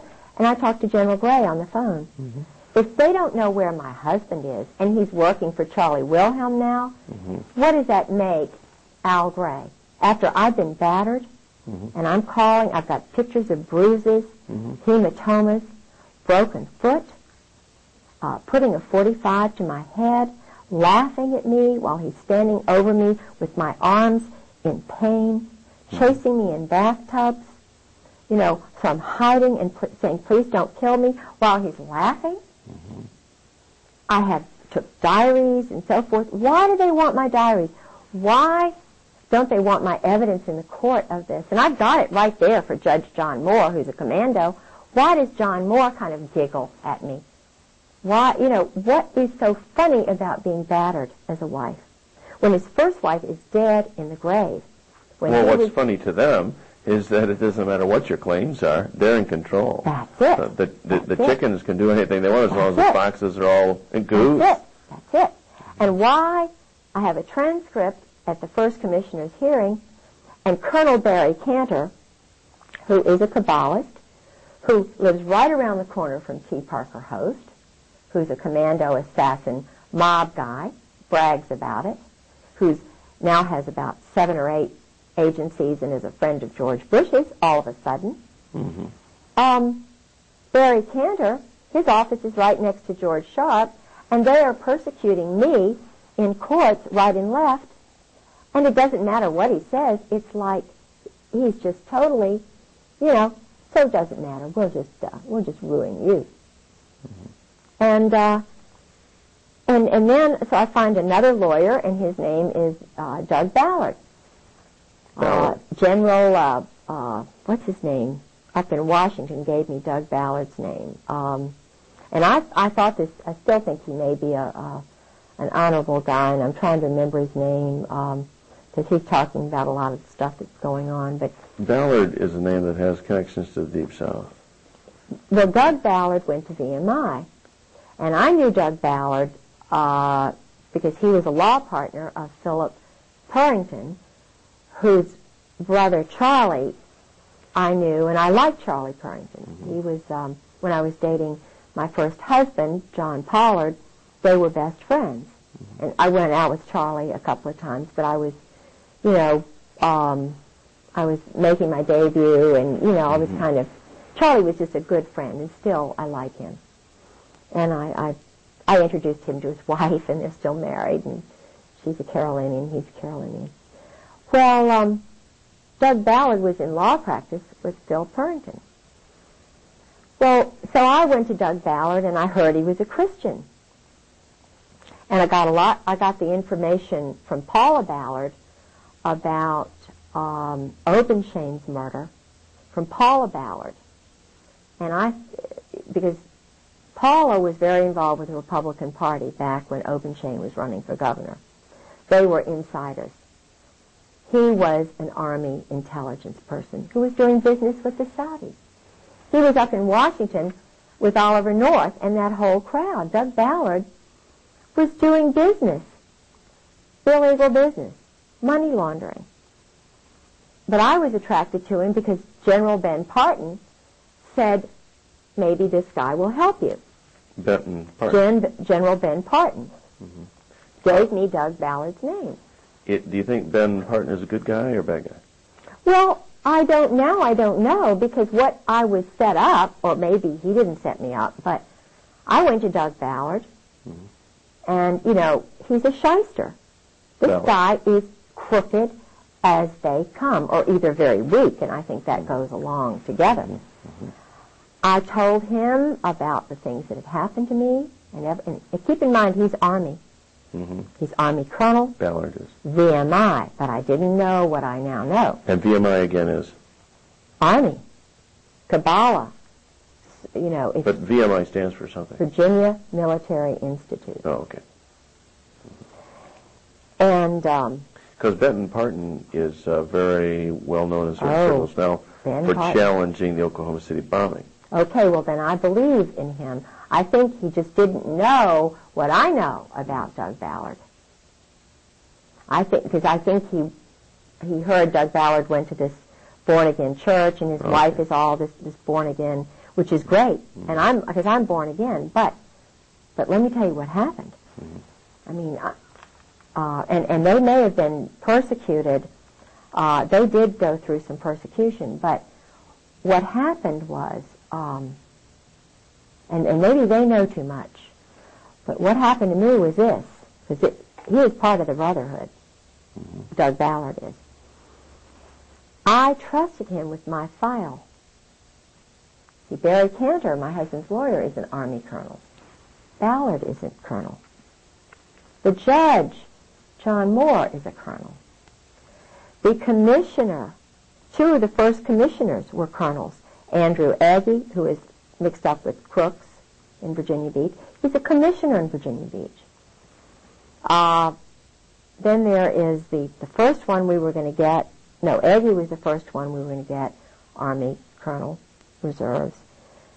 Then there is the former Commonwealth Attorney, Andrew Evans. He's in the Masons, and I just talked with his wife not long ago, and she was shaking her head like, yeah, I know all this stuff, I know all this stuff. Well, there's a brotherhood. And Andy Aggie and Andrew just Evans, who was Commonwealth Attorney, they're part of this brotherhood. Now, they were going to judge the case for me. Then we get the third guy, who was in the House of Delegates, Ned Caton. He is a Coast Guard JAG intelligence guy.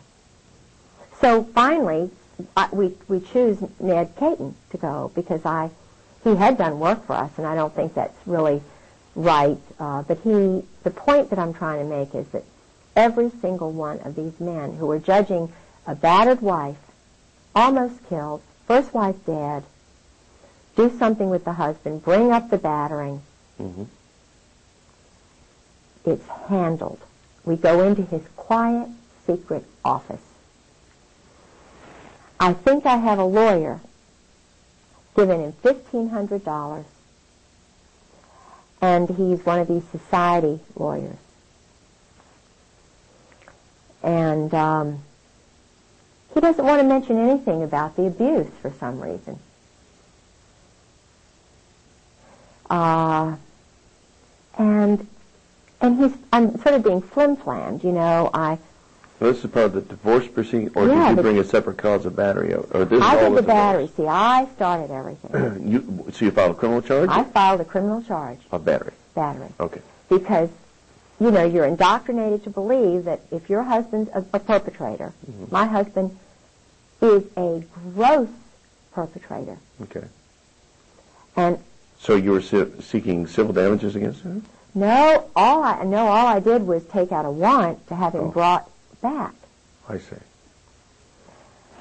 And that's when the 20-year Marine police officer came in, the 20-year Marine FBI agent came in. When I went to the police chief of the police, Chief Wall, who's a very nice man, I have a friend who got me in to see him. He said, "This is big. This is way over my head." But he assigned a wonderful man named Bill Dean to me to call any time. And I must say, this is a wonderful man. I could call Bill Dean any time. And, I mean, there are some good people, probably in the Masons, I don't know, but there are some good people. But the problem was, he can't control it. Now, why, if you're a Mason, why can't you control battering of military wives? That's a question I ask myself. Why is it that they cannot control a perpetrator who's killed his first wife, and I've nearly been murdered? Well, the answer is hierarchy. Okay. Right. Taking So I start saying now, in Virginia Beach, if the chief of police has no power, if Bill Dean, who's head of the CID, has no power, I'm looking and wondering, okay, I'm a battered wife, and I start meeting other high-level battered wives in the courts who are having the same treatment by Judge John Moore and Barry Cantor and Andrew Agee and Grover Wright, who battered his first wife, Lynn. They spread the word that she's crazy. Lynn Wright is not crazy. Grover Wright was running around with Ann Wood and wound up marrying her, and Ann Wood is now a blimp. Grover Wright is a perpetrator. John Moore is a perpetrator. He's now married to a girl who's in my garden club. And, you know, he was a commando, guerrilla. His father was a general in the Coast Guard, which the mayor's husband is a colonel, a captain, whatever, captain in the Coast Guard. So there really is an elite clique that runs everything, absolutely, controls everything. And it's not the CIA. No. Is there a name we can give this group? Well, George calls it, in his diary, he calls it members of the firm. He called it brotherhood. He mentioned the old guard, Army. It's Army. And it's White House. Did George ever talk about... but the presidents don't know about it necessarily. Okay.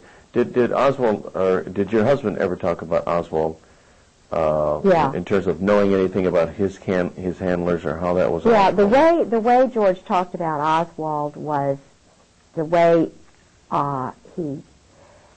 when you communicate with an alcoholic like that when he's drinking, and he's been totally battered, mind controlled, but is fed lots of money, being poor and so forth. A woman, 55% of what people say is verbal. And then you learn to read the nonverbal. George's diarrhea of the mouth. Verbal.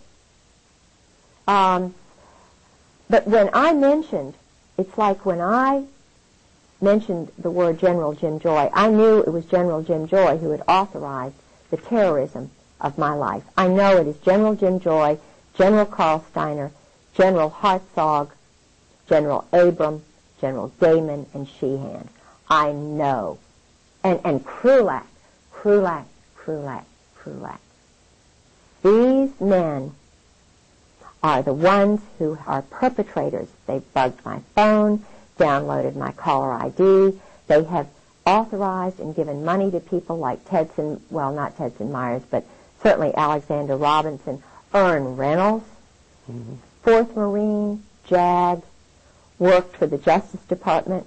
The Justice Department is involved.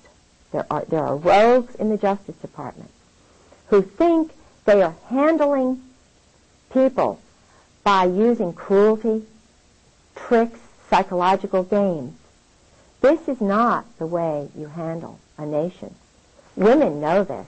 Right, but mothers know this. Like you mentioned New Orleans as kind of a center of mob and mind control. Mind control. Illegal criminal activity. Did your husband ever mention any of the people there in... Yes, he did. In fact, he went down there. Okay. He went down there with General Gray, with Michael O'Boyle. During the time of 63? Oh, he was always going down there. And Michael O'Boyle was going down there. Well, your husband was a young man at that time, maybe in his late 20s. He was going down there in the 80s. Okay. When he was going down there, and because I found some things in his papers, because Sue, his first wife, was such an alcoholic, and I have a letter from my husband which admits that he was begging her on to drink. Why would one do this if one loves a wife? Well, it made her easier to put up with. Yeah, probably. yeah.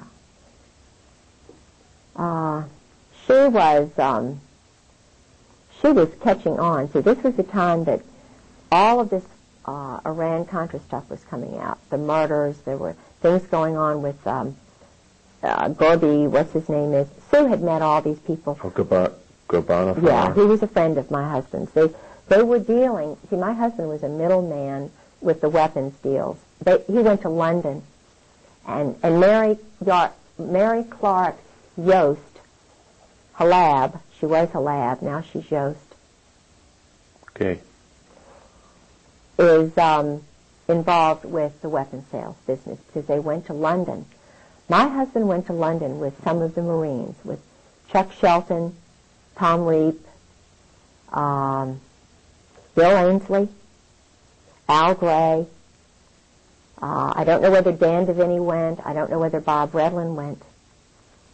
But Bob Redlin and Dan Deviney told me that my husband was dangerous. This is when I was dating him. Okay. Said, you please be careful. Well, I thought they were just jealous. You know, I thought, because I had gone out with Bob Redlin, but Bob Redlin was a major. Okay. Anyway, this is it. Oh. Bob Redlin was a major, and Dan Deviney, Bob Redlin was a lieutenant colonel. Sound check. We're doing fine? 1, 2, 3, 4. Okay. We're recording. All right. 5, 4, 3, 2, 1.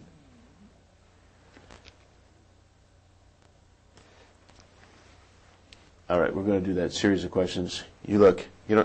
Instead of looking at me, look directly into that camera. Okay. That would be best. Sure. Now, you don't have to do that all the time. Okay. But for this, for the impact of Sure. it, for the veracity, we need All that. right.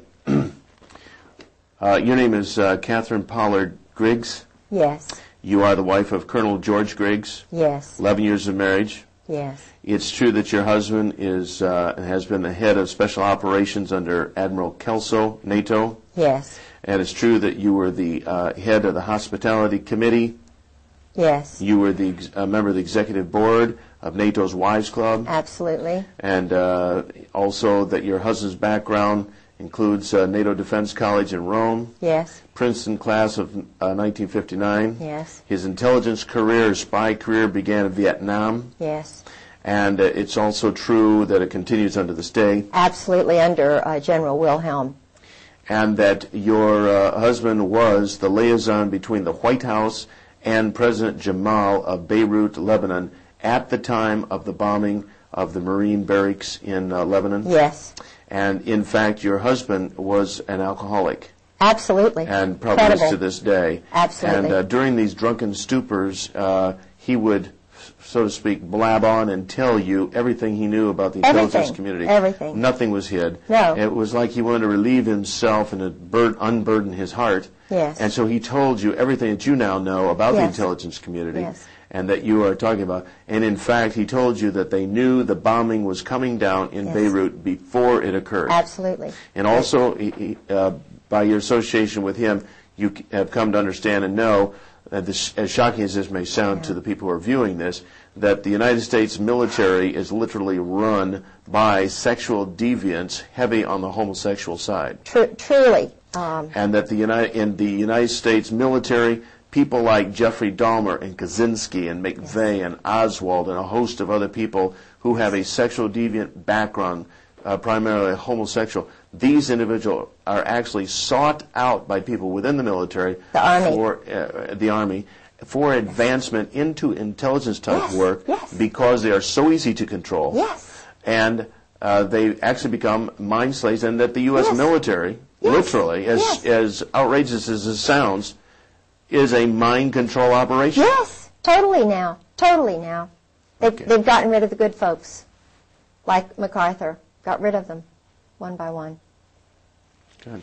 Totally take over. All right.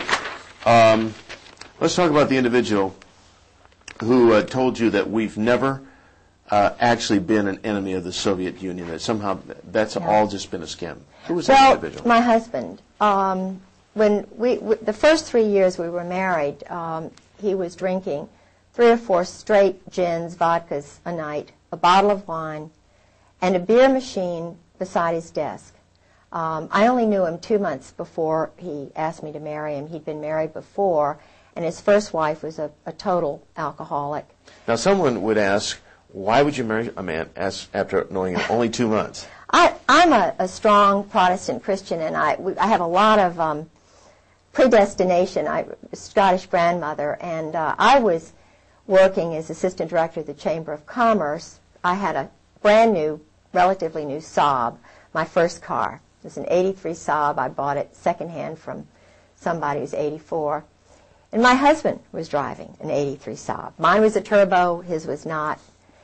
He rented part of my house. It was, I had a young doctor and his wife and 2 children who were renting the house. They were leaving before the end of the lease time, and they put the ad in the paper and told me about all these people, and I said, no, no, no, no. And I was had been engaged to someone else. You know, I was just renting my house out. And they said that there was this man who had a dog and a mother-in-law and a son, and was a widower and a Marine colonel. Well, and it had a dog, and I said, no, absolutely not. So the point that I'm trying to make is that he was someone I was not really, I didn't cotton to. He sort of acted like a robot. He was very clipped, and I didn't want to like him. But when I heard he was a Princeton graduate, I always thought that was kind of great. When I heard he spoke fluent French, and I speak fluent French, when I found out that he drove a Saab, I drove a Saab. And when I found out that he went to the same school, high school, that my uncle had gone to, was in the same eating club at Princeton that my Uncle Ben had gone to. He was on scholarship and went to Princeton. Everything the same as my uncle, who was also in intelligence. But I didn't think about that then. I was just thinking, you know, this is God. This is too much, too many similar things. And so it overwhelmed me. And he's very, very good looking. At that time, he was very good looking. Now he's aged and he really is haggard. Had a rough life. Yeah. Yeah. So I was overwhelmed by him. Plus, my job at the chamber was very demanding. I was doing a great job. But he said that he wanted me to retire because he wanted to make general. And the man who could make him general was General Louis Buell, because it was just a matter of having somebody who would make you general to be general. It wasn't what you did. Mm-hmm. Louis You needed somebody above to pull you on up. Yeah, Louis just happened to die, and we went to his funeral, and George didn't make it because Louis died. But his first wife had been, I'm sure, battered to death. I was battered, and, but I thought it was just Vietnam and all this kind of thing. And I was trying to get him to stop drinking because I couldn't imagine how the Marine Corps would allow someone to be a total alcoholic who couldn't even carry on a normal conversation dry. I mean, he can't even carry on a normal conversation with anyone unless he's drinking. He never smiled unless he had a glass in his hand. He drank solidly. I have a letter in his own hand that tells, and this is the truth, he drank solidly this amount that I just said for 30 years. His booze bill, and they never entertained, he and his first wife, was $250 a month. And this is from the Naval Store. Now think about that. He was totally snockered, just his whole brain, and yet he's working. He is head of running half the world's Marine Corps under General Al Gray. A man who is mentally incapacitated. Totally. Unless he's inebriated, and then when he's drunk, I mean, he's in a different, altered state of mind. He can't discern anything. He can follow orders. Oh, and that's all he does. And he told me one of our many conversations, he thought I was, because my family were all naval officers, and I was out in the world with the chamber, that I just sort of went along with this kind of stuff. And, it was just incredible to me that... How many wives of high-up military people are there, like yourself, that are speaking out? None. I mean, they're all 30-year Marine wives. They're Stepford wives. They are petrified. I have had conversations before I went public, before I went to live with Sarah McClendon, who saved my life. And Sarah McClendon is the senior White House correspondent. Is she that little old lady we see on TV asking the president those pointed, jabbing questions all the time? The little red-headed, feisty Texan who broke the Billy Saul Estes thing. She doesn't go along with the clone group of reporters who are all, most of them, intelligence officers. I think she was in intelligence because she was in the Army during World War II. And she's just a remarkable mind, and I lived with her for 5-6 months. And what's interesting is she called my home. After I had called her or seen her on C-SPAN, she couldn't get through to my house. I was living there by myself. Every time she called my home, this is 1996, from March until she finally got hold of me, she had to go to another phone in Maryland to get me on the phone. Every time she called me from her house, she was told, "This is a military base, and the Griggses don't live here anymore." Now, that was my phone number long before I met George Griggs. It's my granddaddy's farm, the house that I own. So your phone was being diverted. Absolutely diverted. It's electronic warfare. It's part of their deception. They have many levels, but it's all under a big operation. They have an operation now to totally ruin me. His first wife was murdered. Now, some of the things you talk about here, this big operation, you've come to understand about the largeness of it, the intricacies of it, through a diary that you have. Is that right? Could you hold that diary up so we can get a look at that? And the thing that I found, this is the actual diary. Just hold it up kind of like chest high. Okay. There you go. And these are the actual handwritten notes of your husband. Absolutely. And they reveal an awful lot. In fact, does the military or those in the intelligence community, do they realize you have a copy of this? They do now. Yeah. I had a phone conversation with General Jim Joy. How long ago was this? It was in February of '96. I tried to ask the colonels. They knew I was on the move, trying to find information. Uh-huh. And my like, husband had mentioned General Jim Joy. Yeah, it's hitting the microphone right there. Just Oh, go ahead. sorry. That's all right. All right. And I called General. I had to call a General Miller in Jacksonville, who was in my husband's address book, and told him I was looking for Christmas card list, and I needed General Joy's telephone number because one of the colonels whom I trusted, Colonel Ken Millis, lied to me. Captain Phil Hallwager lied to me. And so I got this General Jim Joy, who was the one who was in the Operation Just Cause. Was it Just Cause, the one in Panama? He was in charge of all the psychological operations, the booming music that they hit Noriega with, the chasing him around, the same stuff they did at Waco, too. Of course. We'll get to that in a minute. Yes. Okay. That's General Jim Joy, who was behind Waco. I see. And General Carl Steiner, the Snake, who tried to steal Desert Storm away from Schwarzkopf.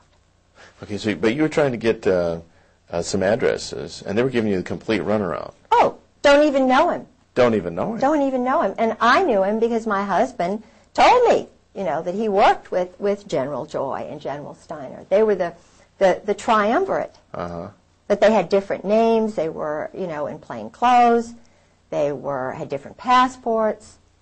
So I got him on the phone. I was given the number by this General Miller.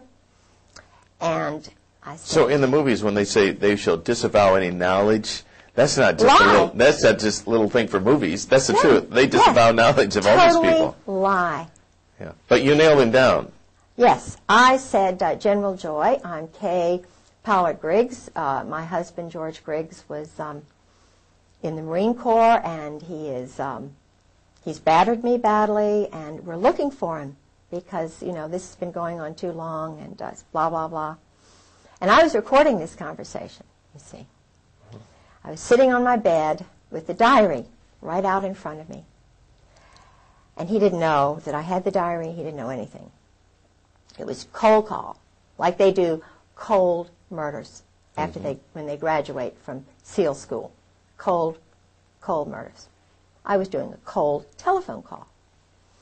And he said, "No, I don't believe," and these were his exact words, "No, I don't believe I know your husband." This is someone my husband... I have a card that General Joy sent my husband after the murder, of the death of his first wife, saying, "Call me anytime." This man, here I was, traumatized, battered, beaten, and he lies to me. So I said, "Well, General Joy, that's funny, because I'm looking at my husband's diary when he was in Beirut, and you're meeting with him almost every day." I said, first, before that, I said, he was the chief of staff for General Al Gray. He's one of Gray's boys. Chief of staff of Fleet Marine Force Atlantic, runs half the world, all of the Middle East, NATO Defense College. You don't know my husband? You're a general? You live outside of Quantico, don't know my husband? I made it very clear. No, can't say as I do. So then I told him about the diary, and these are all immature, adolescent males. These are men who don't know how to deal properly with adults. They lie. They're deceptive. They hide behind trees. But when you nailed him on the diary... When he realized... He said, his exact words were, "Oh, that George Griggs." Oh, that George Griggs. And that's just the beginning of the kind of runaround deception that you've found with these people. Absolutely. And no doubt that's why they would like very much to have this diary. Yeah. This one page I found particularly interesting. And you're probably more familiar with your husband's handwriting. Instead of me reading it, read these notes that he had recorded there. These might help. Okay, I've got these. All righty. a number of the Marines told me a little bit about Dale Dorman. Dale Dorman's not a happy camper. Okay. Dale Dorman, because of some mistakes my husband made, was shot. It's 7:15 to 7:30. Dorman exited Riviera. That was a place, sort of a hiding place or whatever. Gray and tan Mercedes. Up to 5 shots were fired. He raised his left arm. One round penetrated his arm. One struck his chest. Walked back into Riviera to the desk and called Post 1. Security vehicle went to pick him up. Returned to Durafound, 15 to 18 meters away, and treated. Medvac called 7:50. Medvac wheels down at 08:10 in a H-Bird helicopter. Riviera Hotel, approximately 1/9 of a mile west of the embassy. Dorman has been there since arrival, except briefly during a period of siege. He was not wearing protection. Saw 3 men in the vehicle. One leaned out back with a shortened rifle or automatic weapon. Sentry at B1 saw and heard nothing. It's just one page of the diary. Sentry saw and heard nothing. Right. In other words, the sentry Don't talk. doesn't talk. Right. Yeah. And there's just a whole world of these kind of assassinations and murders and directed. In fact, at one point, your husband actually just discussed people being eliminated. Yeah. Like you're shooting ducks. Yeah. Oh, we had innumerable discussions over dinner. He'd already had his 4 gins. Ah. Now, he'll talk to any woman or anybody who drinks with him, he'll talk. This man, what is he doing in security? You know what I'm saying? Mm-hmm. When he was at NATO, I'll get right back to that, but when he was at NATO and he was the head of special operations. In fact, I've got copies of his secret check in and out papers at NATO. He had them at home. I hope I still have those. But anyway, the point is, I could get in and out of the NATO headquarters just walking in, and there were all these shady-looking garbage men, and George would leave his office door wide open at lunchtime. He was flirting with a secretary who was a chief who knew everything. The point is, what lacked security? And I had to say, George, look, you have got to do something about the security here at NATO because I can walk in and out. He said, oh, just forget it. Forget it. Don't do anything. And I'm a very demonstrative person when it comes to security and honor and integrity, and your word is your bond. My culture, my father, my people believe in this nation, in my state, Virginia, my people, my culture, my God. This is important. You don't just treat that kind of thing lightly. So I said to him, if you don't do something, I'm going to Landis Kelso. I was in the Wives Club. She was the head. And Landis Kelso is the wife of Admiral Frank Kelso, who's a wonderful man, honorable man, wonderful woman. And I had great rapport with her. I sort of stopped an international incident with the French and the English and the British who were ganging up against the French, and they were over, something that was really minor, but it was huge. And she helped me. I determined that it was a problem, called her up, and she helped me, and we diverted and averted a major thing. So he knew what I would do, and I said, look, if you don't write a report and do something about this, then I'm just going to go to Landis and say what's happening. Point is that the man would, when he was in Beirut, he was sleeping with a spy and double agent Mary Clark Yost Talab, whose husband was a double agent, an Arab at the American University of Beirut. He leaves his briefcase wide open. He was with her for 5 weeks in a hotel. This is a married woman with 2 children, and who followed him all around the United States, is still seeing him.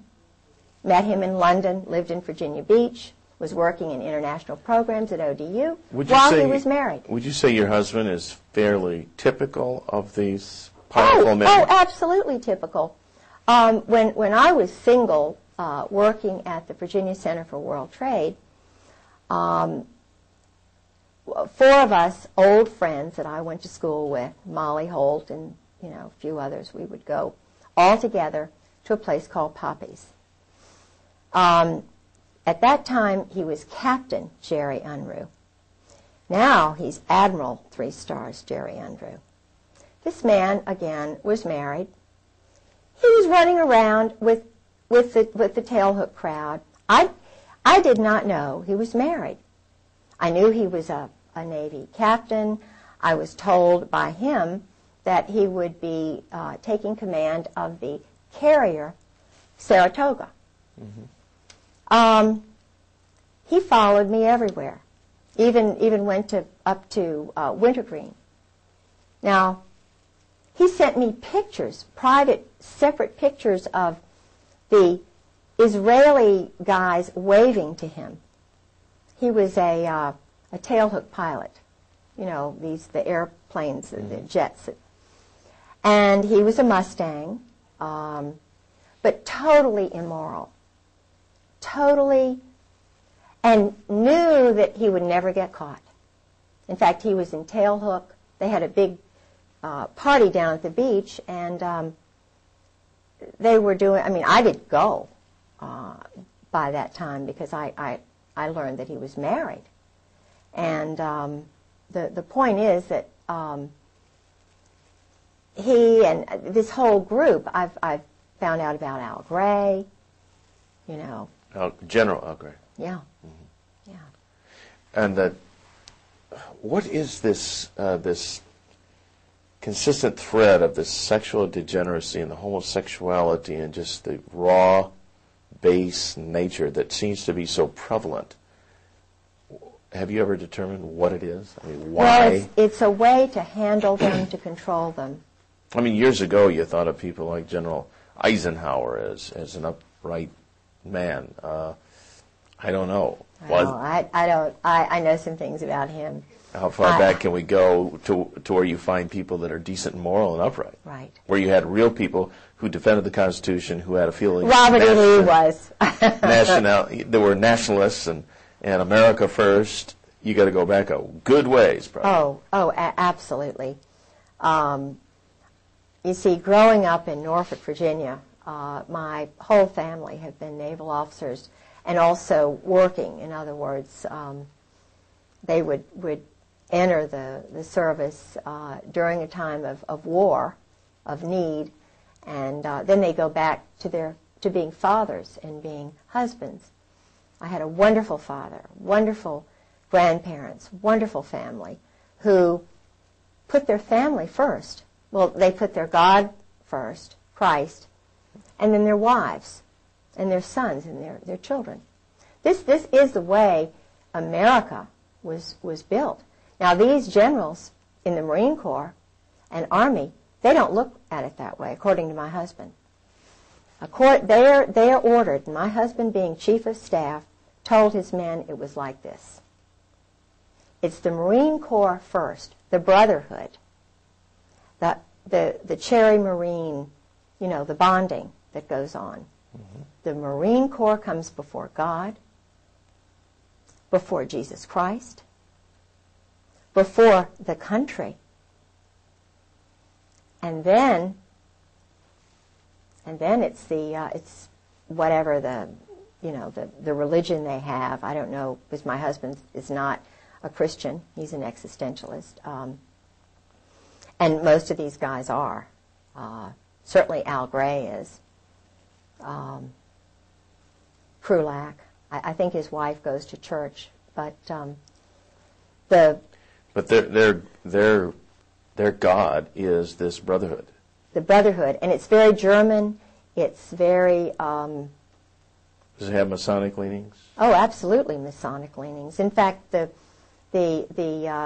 admiral who was the last admiral whose car my husband bought, he was very impressed with this Norwegian admiral. Mm. They're all Masons now. Mm-hmm.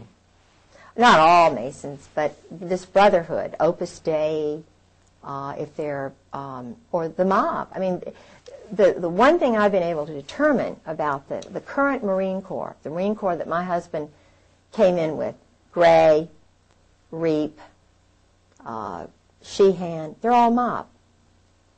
Now, when you say mob, you're talking mafia type mob? New Jersey mafia, right. Mm-hmm. Right. And there's a... Brooklyn, New Jersey. Okay, is the mob and this military bunch, they're one and the same? The Marine Corps guys are the hitmen, and they are mercenaries. They'll work for anybody. You think the Marine Corps is under the Navy? No way. They can just as easily be under an Army colonel, and if the Army colonel meets a Marine Corps colonel, the Army colonel is superior. They'll switch hats just like that. My husband said it's just, no big a deal. I'll go work for the State Department. I don't really. The Marine Corps is just it's like a smoke and mirrors thing. And they're run out of New Orleans. 4th Marine, Oswald. I mean, they are not on his level. He said, we've never been an enemy of the Soviet Union. They work with these communists. The man who started this whole intelligence operation, the OSS, he was recruiting known communists who were involved in the Spanish, subverting Spain. There's no more. They're not Americans. They're not Christians. They're German existentialists. Now, what are they doing running our nation? It's kind of, they have more affinity for the state of Israel right now than they do our nation. They don't care about American citizens. The judges now in the courts are military officers following chain of command orders. They're not independent judges. So all this spills over then into the political areas, like the judgeships. Sure. They're all Marines or Army Senators, officers. congressmen. Sure. Who is John Warner? A Marine. Who is Chuck Robb? A Marine. They control the powerful committees. Dick Davis, Lieutenant Governor of Virginia, a Marine. His wife was, I hate to say it, well, everybody knows, in Norfolk, a prostitute. Martha was a wonderful woman, I'm sure, to him, but they were involved in organized crime. Now, I don't know, I know that our present governor in Virginia is an Army officer. He takes orders. So the question that all of us wives are asking now is, well, who gives the orders? If they're told that we, the wives, are enemies, how are the sons going to grow up? If the mothers who are teaching them truth are lied to, and the husbands are told, ordered by the likes of Al Gray, major homosexual, when he was in the, I shouldn't say this, but it's true, when he was in Marseille, the boys are called Gray's boys. He never married. Okay, the boys referring to everybody under boys, him. Everybody under Al Gray. And he had a separate organization while he was commandant that was a contract organization, getting information on people, having them, if they weren't corrupted, corrupting them, farming people, so that he would have something on them, so that they would use that later to control and manipulate them. It's like what happened to Newt Gingrich. All of these guys, like Newt Gingrich, Bill Clinton, who've gone through the sweats, like Cohen, what happens is they get a little tiny thing to prove their power, how much power they have. They use guys like Michael Isikoff in Newsweek, or their little clones, like Woodard and Bernstein, who are operatives. Okay, they're former military too. Oh my goodness, they were. I believe it was Bob Woodward. It's either Woodward or the other one. Bernstein. See, I knew some British intelligence people, and I was told the whole story about how he was running around with Peter Jay's wife, who was the ambassador to Great Britain. And this man was sleeping with Peter Jay's wife, And there was a movie, I think Jack Nicholson was this guy, and this was her story about what she went through while her husband, the columnist, was sleeping with the ambassador's wife to get information on what was going on in Great Britain. Now this is the team that broke Watergate. So what were the motives? Of course, Watergate was horrible. And Nixon had something like 60 military JAGs alone working for him, doing dirty tricks. One of those JAGs was Ernest Frank Reynolds.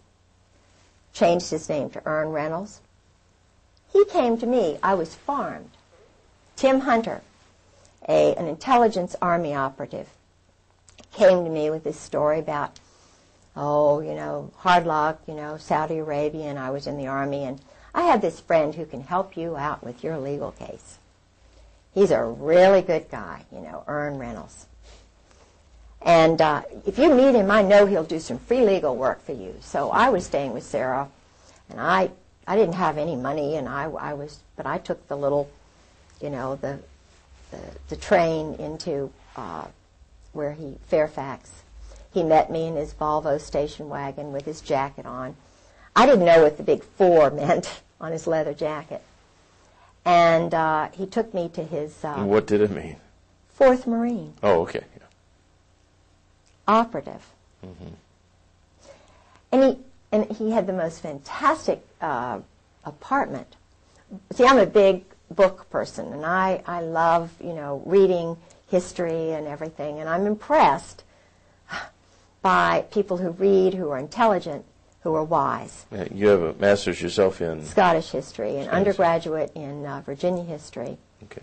I worked on the Dunmore papers. I studied with people like Ian Cowan and Geoffrey Barrow and Tom Devine. These are scholars in Great Britain who are experts on the Reformation, and my interest was Mary Queen of Scots at the Reformation, and also Lord Dunmore, who was the last royal governor of Virginia, and I was working on the Dunmore papers too. I see. So you had an interest in, this guy's layout impressed you. Yeah. He's a real intellectual. Yeah, and he was divorced, saw a sad story and everything, worked for the Justice Department, was supposedly a whistleblower, supposedly a Christian.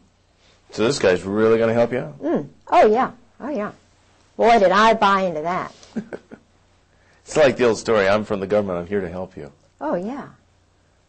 So I caught him sneaking around my house at 2 o'clock one morning. 2 in the morning? Yeah, and of course I'm most gullible in school, So I'm trusting, I'm a Christian, and I always look to the good side of somebody. I see the good little part. It took me about 3 times. The guy had my original documents that had just been in my briefcase under his car seat. He invites me to a cybernetics conference in Champaign, Illinois. I leave Martha Roundtree's apartment, and it's arranged so that all of my things are in his safe little car, and we're going to his parents' house in Roanoke. And, of course, you can't take all your things to the cybernetics conference, because I was going home. But this is a smooth psychological operations guy. He is doing psychological operations on a woman in Champaign, Illinois, who is the lover of a German spy, who he's been writing letters to her, and he's showing me these letters. The guy's perverted. He's writing Susan Parenti these letters, like invading her mind, and, why are you... And Susan's written him 2 letters or 3 letters. She's very beautiful, and he's got pictures. But he's sharing these letters with a group of men, 7 men, one of whom is head of intelligence, is head of computers and the intelligence for the Army, Ron Jarmuth. Now, Ron Jarmuth comes right out and says, I'm an anarchist. His family are New York, old Zionist Jews. He met his wife in a kibbutz. He's a nice, personable guy, but when you say to somebody like me, I'm an anarchist, just so blithely, and you know, and he's always over at Ern's house. And Ern's got a picture by his bedstead drawn by a man who's a known homosexual whom he met when he was at the University of Virginia, who was the chaplain at Hollins College, who my best friend was there. And she said, he's a well-known homosexual. And I'm thinking, what is a picture of Ern Reynolds doing being painted when he's young by this known homosexual? And then I find out that the man who enlisted him in the Republican Party, he was doing dirty tricks for 7 years for the Republican National Committee. I mean, dirty tricks. Underneath this man from West Virginia who was a homosexual and left all of his money to Ern's son and took his son on a trip. Now, and Ern is a lobbyist for homosexuals. He's just, working in the Episcopal Church. He's got a group of women that he meets with at the seminary. I'm sure that my case, my profile, he's probably got charge of it now. He's the expert on Catherine Pollard Griggs, but he's not. The guy is absolutely not grown up. But he's a thief. And so your case just got stonewalled, just got sucked into a memory hole by a guy who was acting under orders to. Sure. You get Catherine Griggs under your control, and that's that. Sabotage her. Sabotage. Yeah. Sure. And he stole your documents. Sure. Sure. Sabotage me. Turned on me right in the middle of the commissioner's hearing. Laughed at me when I cried. This is a guy who hates women. And the interesting thing is I went to his family home, and he had a wonderful mother. And he told me that his father battered his mother. His father was in the Marine Corps. And there was a picture of Chesty Puller in the basement. Well, that fits the profile, though, doesn't it? I mean, if his father battered the mother, which he grew up in this dysfunctional environment. Totally dysfunctional. So when he hit the military, or he was noticed in college or ROTC or whatever, so here's a guy who is susceptible to mind control. Sure, he's to be developed. Yeah. I think you used the term for budding. He was recognized as a potential bud. Yes. And he's moving up the ranks. His roommate was from New York, was a Zionist, and he was an outcast at the University of Virginia. An outcast? Yeah. Why would he be an outcast? He felt he was an outcast. So he had this roommate, and I don't know, this man who was the homosexual from West Virginia. And we had to go by through his town, and, the guy died. But this homosexual was a friend of the homosexual at Hollins, who was a chaplain there at Hollins College, whom I met. We had lunch with him one day. The father had the picture of Chesty Puller, and so forth.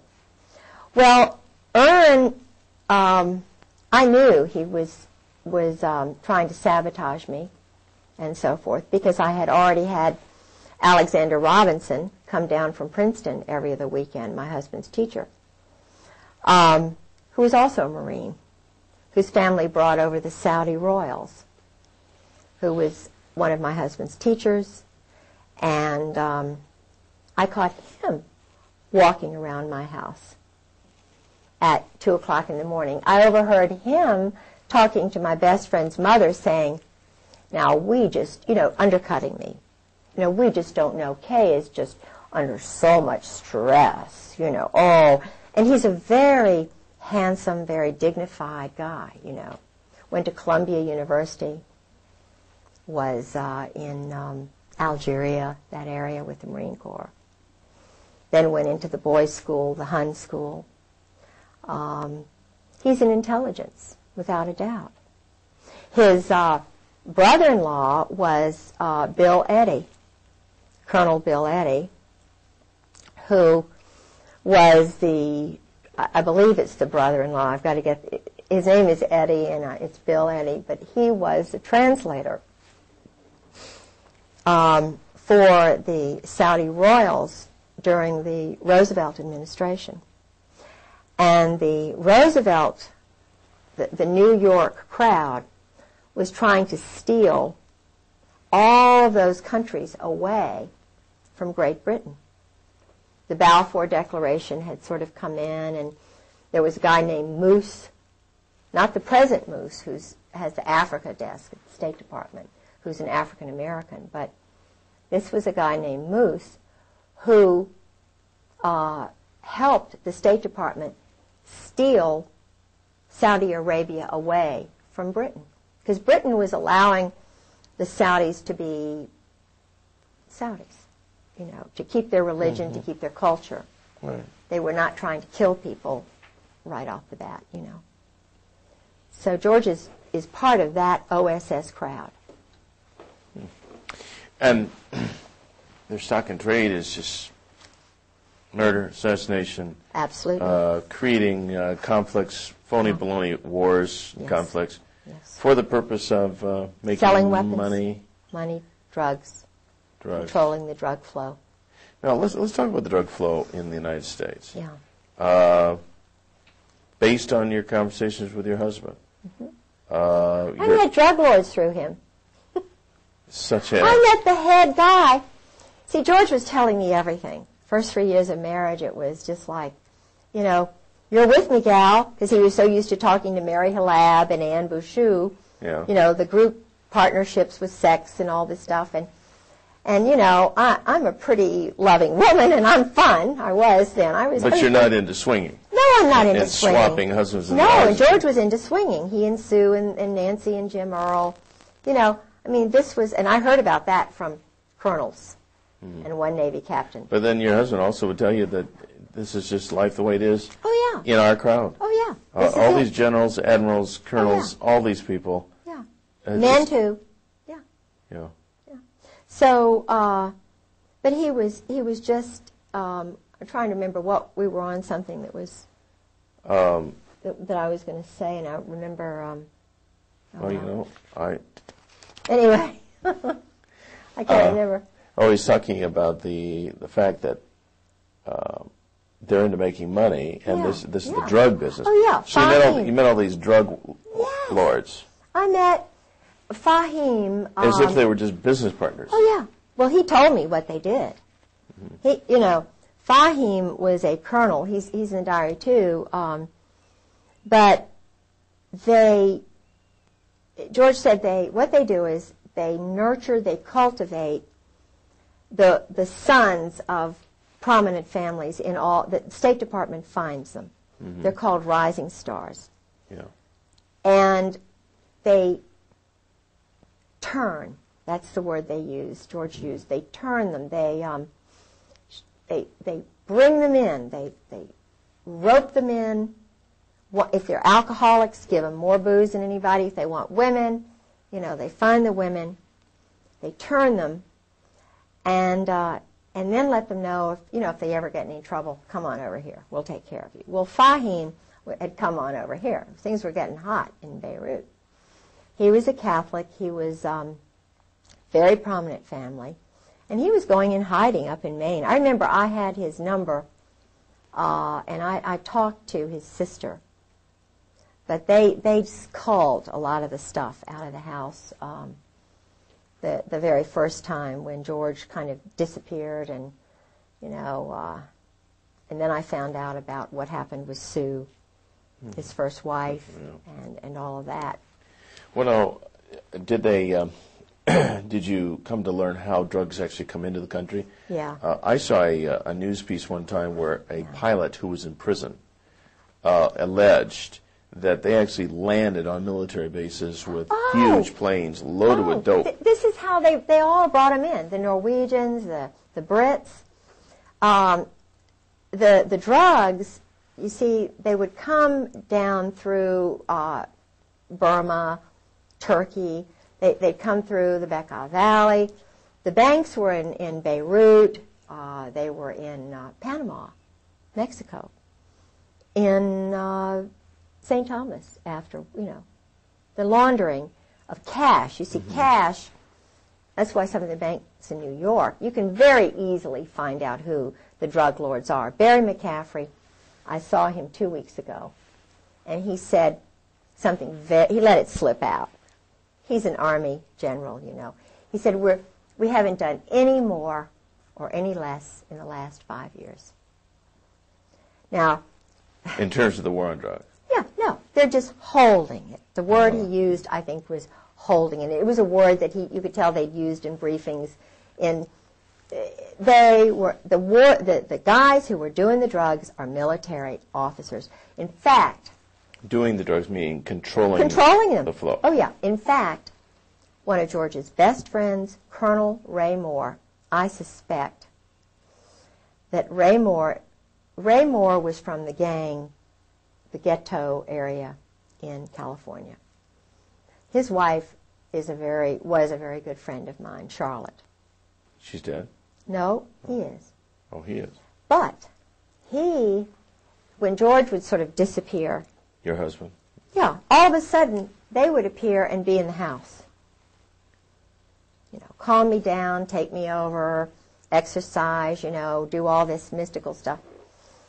And it was really funny because they came back from Mexico.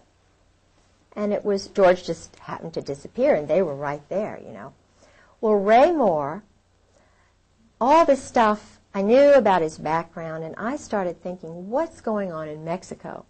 Why the heck is Ray going down to Lake Chapala? And he would talk about his day. His day would be going out with the men, playing golf, going to this spa with the men, They were doing deals, going to Guadalajara. And there would be Tom Reap, another former chief of staff for Gray, going to Mexico. There would be Ken Millis, another temporary chief of staff when George's wife's funeral took place. There was Ken Millis. Now these are guys who are part of what we call the Brotherhood, and they're all going down to Mexico. So what's going on in Mexico? Ray's one of these guys who wants to sit in the sun.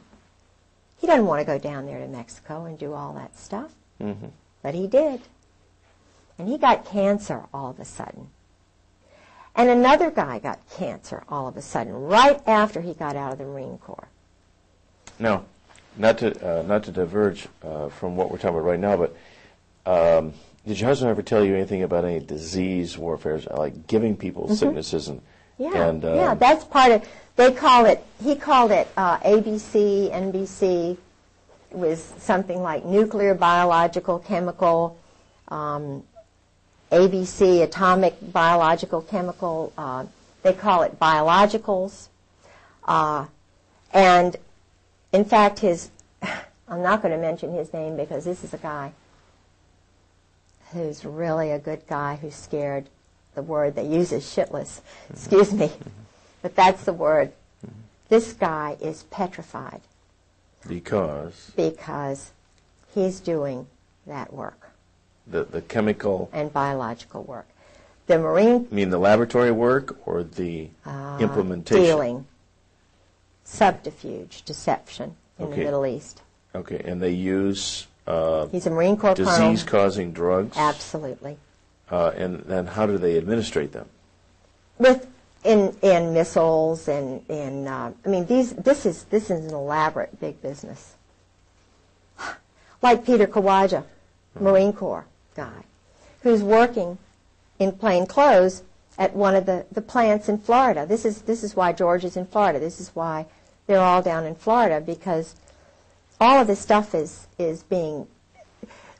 We manufactured the chemicals and biologicals that were in Iraq. Now, if you don't believe me, you don't believe Peter Kawaja, a Marine Corps colonel, he says they killed his wife, I believe him. He worked in one of these factories. It was supposedly a candy factory where they were manufacturing deadly killer things. The Marine Corps, Al Gray, Krulak, Carl Monday. He's in the CFR. He was in Ken Millis's class, who was the chief of staff, the one who controlled me. You know, I went to his mother's house in 7 Mile, Ohio. Flo, his father was a German Nazi. I'm not saying that, you know, being a German Nazi is bad, but he's part of this group. And if you don't believe me, if you don't believe Peter Kawaja about the drugs, you can, I mean, it's just, it's everybody knows. There's a guy named Randy Hebert, Lieutenant Colonel, hero, American patriot. This is a guy who should be the Commandant of the Marine Corps, Krulak. I'm talking to you, I'm talking to Al Gray, I'm talking to you, Carl Mundy. You all are adolescent, immature. I call you twerps. You're liars, you cheat, you steal, you kill. You're beneath the contempt of any of your wives. They are scared to death. Why do you do this to your wives, guys? Look at that tape of Randy Hebert. I knew Chesty Puller, and this is a strong, wonderful guy. I knew his wife, Virginia Mack. I knew a real Marine. You can't say that you knew them because you didn't. I did. Randy Hebert sat. He could hardly talk. He was leading a platoon into Iraq. His wife was sitting to his left. His wonderful father was sitting to his right. And he said that his colonel, he's a lieutenant colonel at that time, I believe he was a lieutenant colonel, he said, my colonel ordered me, he said, all of our registers were saying, this is danger. There are chemicals, biologicals everywhere. I was told, and I was, followed orders, and he was having a hard time talking. His wife was, this is a young guy. His wife was having to interpret for him. He was crying. He'd been turned on by you guys. He said, on those canisters, on those boxes were American flags. Those were American biologicals that we were walking into that killed me, that you, Gray, and you, Strawcutter, and you, McFarlane, and you guys knew. You, Ed Wilson, best friend of my husband. You all sold to Saddam Hussein. And not only that, I talked to the man who trained the woman who was sent over from Iraq to learn how to build the biologicals and chemicals, the plants. She was trained here in the United States, and you all know that. And Randy Hebert's testimony says everything that I could say 1,000,000 times better, because this is a man who's a real man, unlike the generals, unlike the colonels. This is a real hero. Now, is Randy Hebert, is he still alive? I don't know, and I hope and I pray to God that he is. Because this is the man who should take over our Marine Corps, or his wife. That's why they don't have any women in special operations. Because that's why they don't have any African Americans. They're too honest. They're too strongly Christian.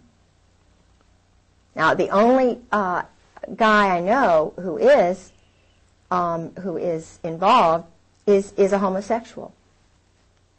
And his buddy is an Israeli agent.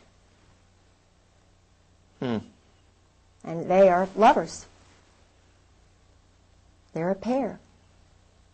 But he's now a colonel, and he is under the guidance of Ken Millis.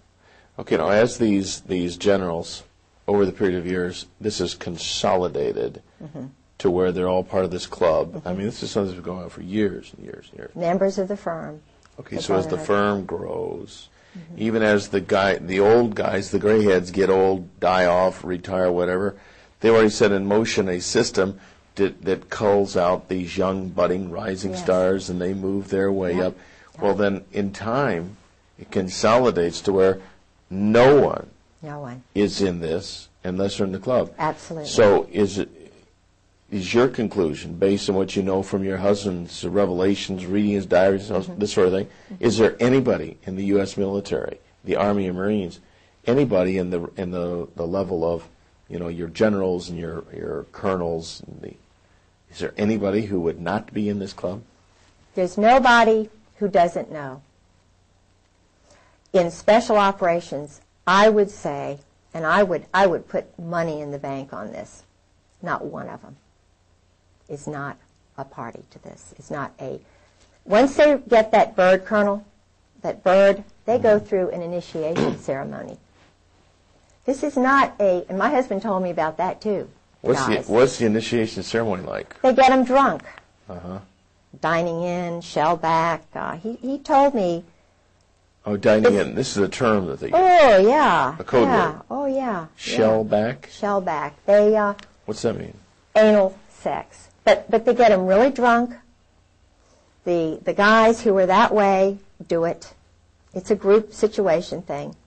And I was told by two colonels who said, it's normal, Kay.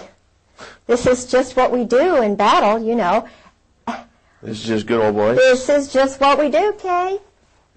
They get drunk and they get drunk and they ejaculate. They beat each other off. It's awful. Now, I'm not God, and I'm not going to judge them and their souls. This is a well-oiled system. Uh-huh. And when you've got the Commandant well-known as a cherry Marine, which means? Bottom. They're the bottom. The Navy guys are on the top. Think about this, because Walter Chrysler in Norfolk, each port has a hierarchy. Uh-huh. Wealthy at the top. Walter Chrysler and Phil Hornthal. Everybody in Norfolk knows that. Where'd they meet? In the Navy. I was engaged to Jack Mace when I was at the Virginia Center for World Trade. He ran the Maritime Association, the Shipping Association. Always dealt with the labor union guys. Always all male banquets. And I couldn't understand why, I was engaged and I couldn't even go to the 1,000-man banquet. Had a big argument about that. Rock Hudson, where did he meet his guy? Navy. Jim Neighbors, Navy. All of these guys, Navy. So they're tapped for whatever it is, acting, singing, The point is, Liberace, Was he Navy? I believe he was. I know that he was, someone told me that he was a friend of one of the guys in Norfolk. There was a ring, a VMI ring of men in Norfolk, and I knew they met once a month, and some of them were married, some of them weren't. But they were all Navy. They were Army, Navy. In other words, it was kind of a group of men in Norfolk. And then I found out that the organizations, like right now, the Al-Anon is run by homosexuals. The Better Business Bureau. The Community Fund, which is the, I forget what it's called now. I'm so old. I'm 55. It used to be called the Community Fund. That guy. Jack Mace, And I'm wondering which one is it? I mean, they all are, and the guys know it. So what's going on here? They know it. Old Dominion University, the Clyburn, intelligence family. He was well known. 2 reporters on the Virginian Pilot who do the very important columns and so forth. It's just, so I'm saying, who's making the decisions to do this? They're military. What is the reason behind it? Why do they keep the wives out of the loop? So when people suggest that the United States of America is becoming a modern-day Sodom and Gomorrah, absolutely, without this really is not just a broad generalization. No. That this club, as it's grown over the years, and then placing and promoting the key people in every strata of life. Right. Banking. Mm-hmm.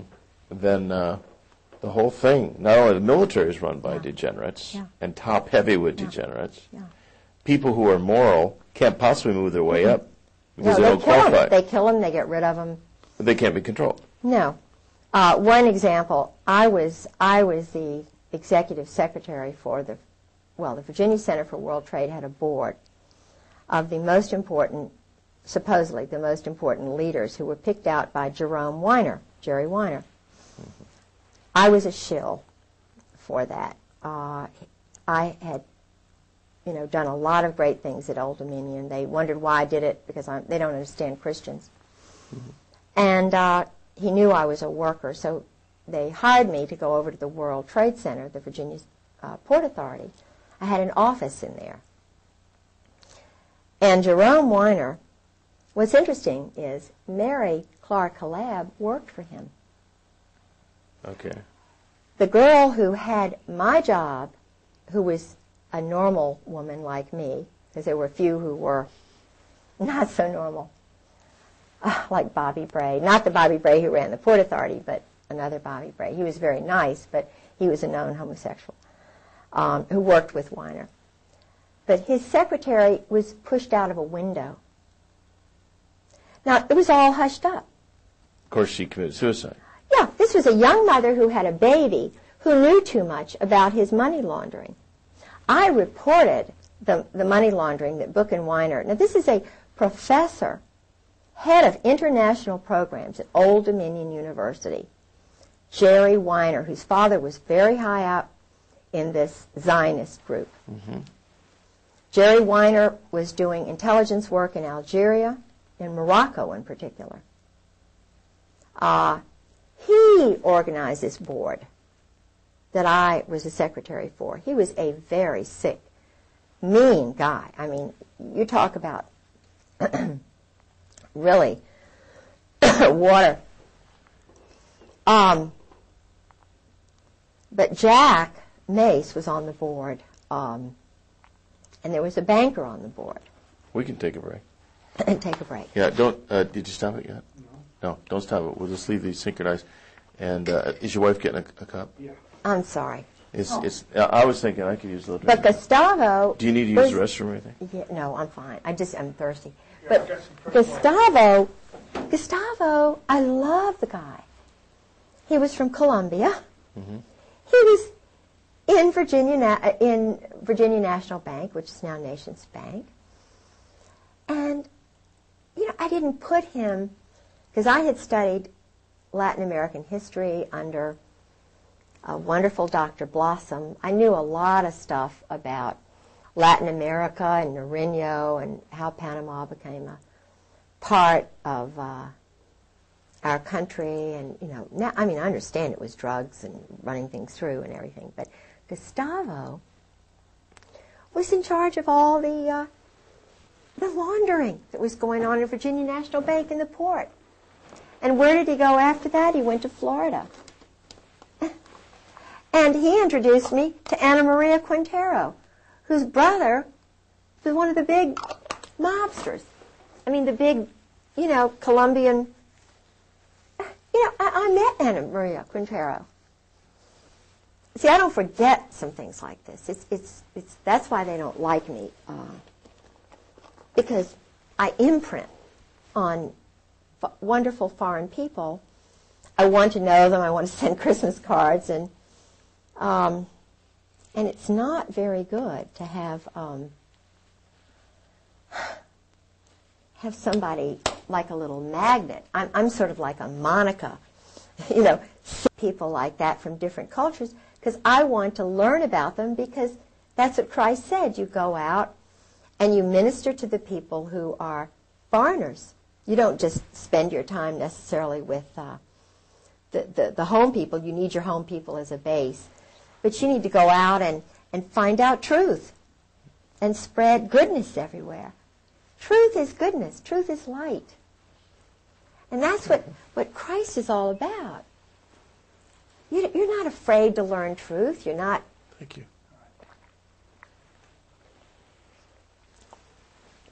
All these cathedrals and things that were built in his honor. Why? He was wonderful. Why was he wonderful? Not because he hung around a little group, but because he was out trying to. He told the big guys, look, stop being bullies and cowards. Let the poor people into your church. Everybody, God gives us all a unique spirit.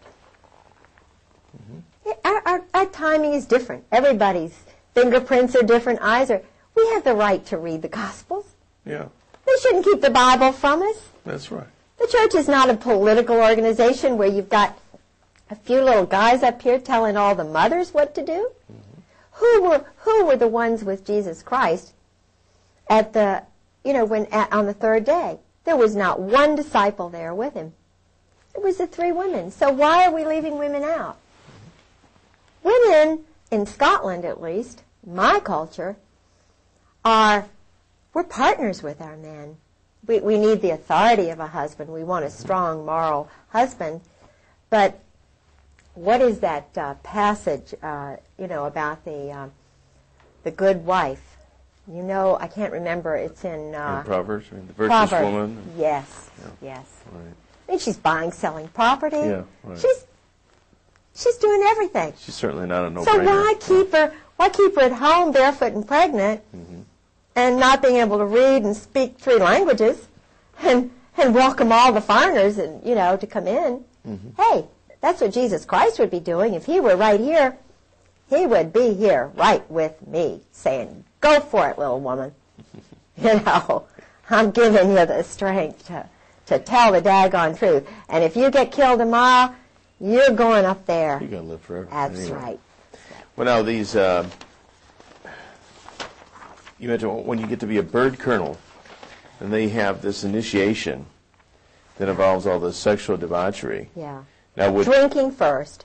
Get them good and drunk. Oh, big time drunk. Because there would be some of these who, if they were sober, they wouldn't go through with it. Couldn't go through with it. Right. They'd have to be blasted. Yes. Okay. Yes.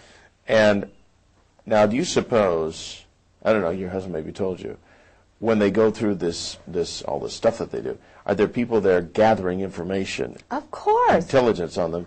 Of course. The chaplains are intelligence. In Nazi Germany, that you had to tell on your parents, or in the Soviet Union, they encourage you to tell on your parents. Uh-huh.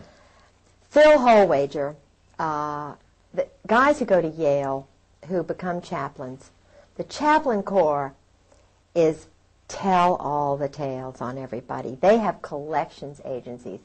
These Marines are ordered to go and collect so-and-so at so-and-so.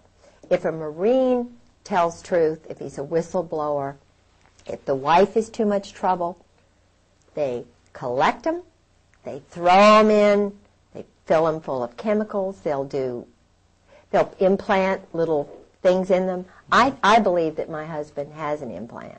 Well, McVeigh said he had a chip implant. I believe George did. Now ask yourself, all right, I know George had a male friend. Yeah, he had male friends. Your husband is bisexual. Yes, he's bisexual. And I was told that by colonels and a captain, by a psychiatrist.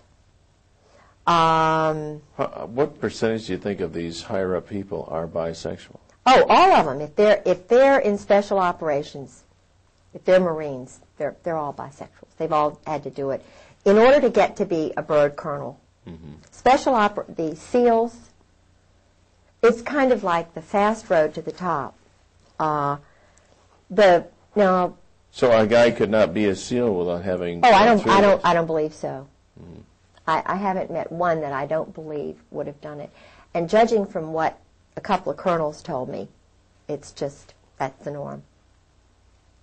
It's just you women, y'all are so sissy. Y'all are just, you don't understand how it is. We're under so much pressure. And when Valerie Wilhelm told me that about Charlie, I just could not believe. Charlie Wilhelm would be a. He's a general now down in Miami, and she was just saying, oh well, he's run around. He has to, she said. He's under so much pressure. And I just, and she was saying that, of course, I had met Charlie in Norway, and Charlie is sort of someone my husband just idolizes. And and Michael O'Boyle is another one. Michael is my husband's special friend. And when my husband retired, we went to Al Gray's office. This was a traumatic thing for me. It was a really weird day. We drove up with his son Douglas and my son Garland. We went to the commandant's office. They had, something to nibble on and eat and, just a little something. And his wife Jan came over from 8th and I Street, the commandant's house, with her dogs. She sleeps with stuffed animals and dogs. I don't think there's any lovemaking that goes on with Al Gray and his wife, quite honestly, and neither do the colonels. She is a wonderful, sweet person, scared to death. She worked for his intelligence organization, and then she supposedly took care of his mother. And then they married, because he would not have made it. Everybody knew he was a homosexual, not a bisexual. This is a homosexual commandant. Mm-hmm. I talked to people who actually, one woman who went to one of the parties, she was French, and she married a naval officer. And it was when George and I were first married, and I told George about what she said about General Gray. She said, "You cannot believe this man is totally debauched. This man does these group sex orgies outside of Marseille, France. He's just horrible." She said, "Now I have to admit, I was party girl, went to these parties and so forth." But what would happen is, and I met a guy in the laundromat who was very, very, he was enlisted, and he was involved in Beirut, and he knew my husband. He was going back and forth from Gaeta to the New Jersey, the ship, and then, into Beirut on the beach and everything, and he worked for an admiral. Now, this is a big admiral. And the admiral would go to these parties at this big mansion outside of Marseille. What they did was they invited the wild girls, the secretaries, because this went on in Indonesia. My husband had a secretary. Anne Bouchou's husband, Hank, was sleeping with the secretary. My husband was sleeping with the secretary and Anne Bouchou. They were doing, because my husband's wife wasn't there, so they had their ménage à quatre. Mm-hmm. And, of course, my husband was sleeping with Anne Bouchou, who's now, he says, a lesbian, but he was sleeping with her and, called her right after his wife died the night, and I found the telephone numbers and, her address and her birthday and all these letters he was writing. Isn't there a disease that runs rampant with these people? Yeah. So, but Al Gray, this guy, would guard the parties. Now, how does that make a young guy feel who's got a child? He's guarding an orgy with Israelis. There were Israelis at these parties. Intelligence people. Intelligence? There's not intelligence there. There's perversion. There's psychological, these guys are abnormal. They're adolescent. They're not full, complete people. They can't have normal. Anyway. So he's guarding the parties, and he says, the girls come in, they stay till about 11. They're all nude, all nudists. The Earls, Jim and Nancy Earl, my husband, Ty Kroll, most of the chiefs, nudists.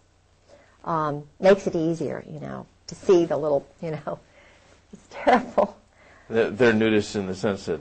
Yeah, they're nudists. Okay, so they have whatever. Freedom. Mm-hmm. Oh, I see. Freedom. It's really kind of religious, isn't it? Yeah. With them. Yeah. But the women leave at about 11 o'clock. This is what he said. I mean, I knew the girls were there because I'd already talked to the French girl. And he said, well, you know, what they do is the women leave at about 11 o'clock, maybe 1 o'clock, and the guys all stay around there. And it's just the ritual. This is what they do. So, and then I found out.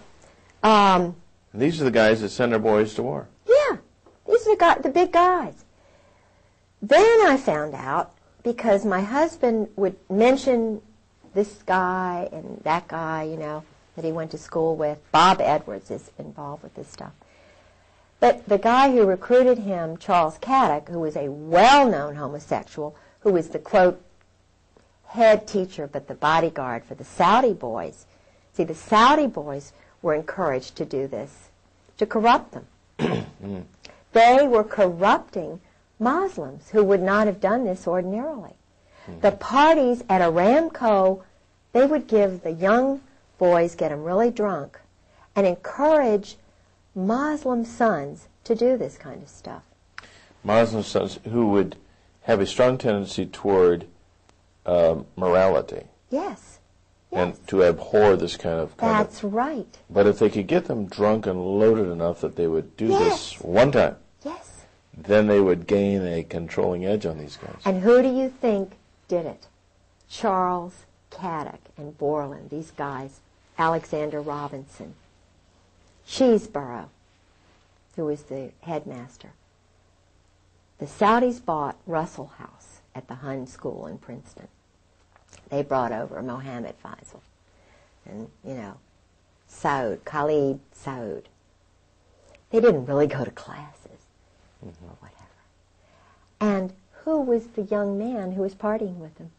My husband, George Griggs.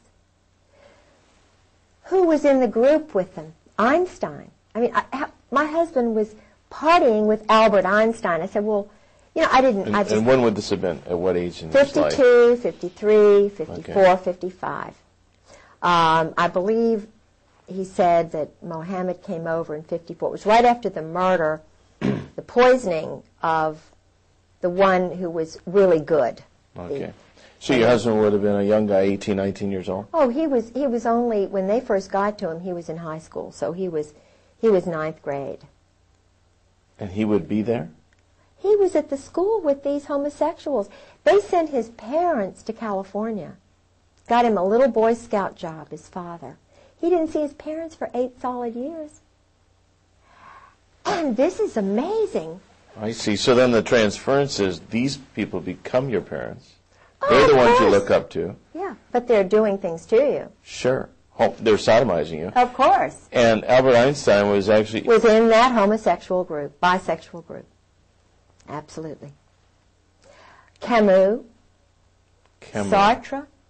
Now, Camus did not, I don't believe my husband actually met Camus, but Camus was a lover of his French teacher at Princeton. Not Todeve, not the one who helped him with his paper whom he had an affair with. And I was told that by normal roommates, whom he had later on, and by another roommate. They knew George was doing this stuff. George was,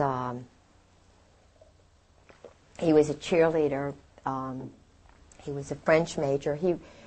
Were there any other young teenagers from that particular setting that were also being cultivated? Bob Edwards, who's a Marine Corps colonel, was part of that group.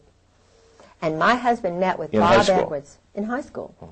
Bob Edwards went on to Fort Benning. He was in psychological warfare. In fact, he was involved with the subterfuge after I was injured and my husband socked me in the breast, and I had to have surgery because he'd already broken a leg, and I was starting to document the violence. But I'm such an upfront person, and all I wanted him to say was, I'm sorry, Kay, I did this. But I was trying to do like they said Rosie Greer did. You put a mirror, if you're battering your wife, you put a mirror up in front of yourself or a photograph, and you try to imprint the lower brain, because I wanted to save his soul. I mean, this guy had murdered his first wife, battered her to death. I mean, he dragged her body back. I mean, it was just, Sue had a cerebral hemorrhage. That's too much for me to get into. But he was doing that to me, and I stopped him from drinking, thinking this would stop the battering. But I started taking notes, taping things, while he'd go in these rages, because I wanted somebody to know. I wanted somebody to help me so I wouldn't die. And I'd had surgery. I'd had broken bones.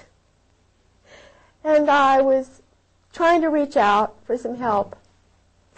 And so I was trying to get him to realize what he was doing to me. And I told him, I said, George, I know you did this to Sue. Do you really want me dead? This is... So, but he started getting scared, and he was cool.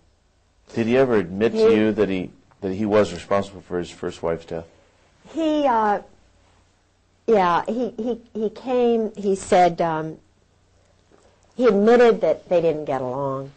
He admitted that he didn't love her. That he battered her. He admitted that he'd hurt her. He admitted that he dragged her body back after she supposedly collapsed at dinner. Now, this is a 200-pound woman. She's huge. Because she's not happy. She's sleeping with her dog. She doesn't sleep with her husband because he's too busy sleeping with other people. He doesn't find her attractive. He's sleeping with Nancy Earl, and it's just the most crazy. And she loves him because he's handsome. And what is she going to do? She's never worked a day in her life. Her mother loves him. It's like me. No, who would believe you that a handsome, wonderful guy? Oh, but George is so nice. So, and this is what the wives go through. They know that it'll be hard. So, the guys just, what George did was, he had clout in the State Department, and they knew that I just loved showing people around. So he would plan something that I just had to do. I would be hooked, like a hook in a fish. And he had some dignitaries who came over from, where did they come from? They were parliamentarians from, I think these were from one of the Latin American countries, Panama. And of course we had to go to Richmond. So I had to stay overnight with them, and George didn't want to go with me. And it just so happened that Bob Edwards, his Army colonel friend, invited him to come up and meet with some of the guys. At New Hope, Pennsylvania, or Bucks County, or wherever it was. Well, he had already been talking to Phil Holwager about the abuse, because I had gone in for surgery, and I thought it was very unusual that Phil Holwager was there during the surgery, kind of holding George's hand. It wasn't for me.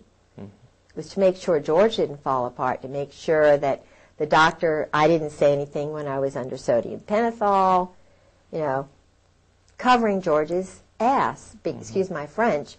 But he was the chaplain at Fleet Marine Force Atlantic and was the chaplain for Sue's funeral.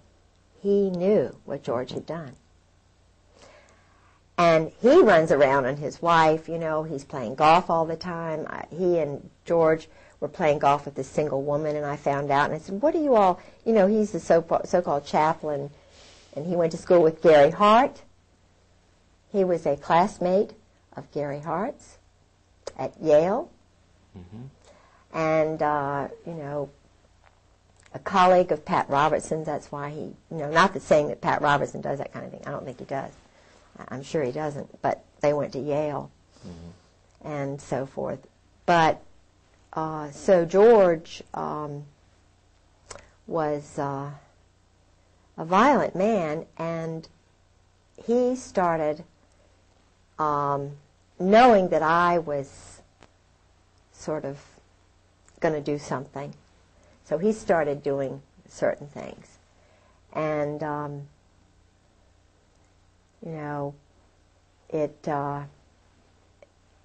now looking back, I can see why. Because of the violence, he wouldn't have been able to use his .45 anymore if he'd been convicted. battering, yeah. Yeah, he would not have been able to use his pistol anymore, carry it.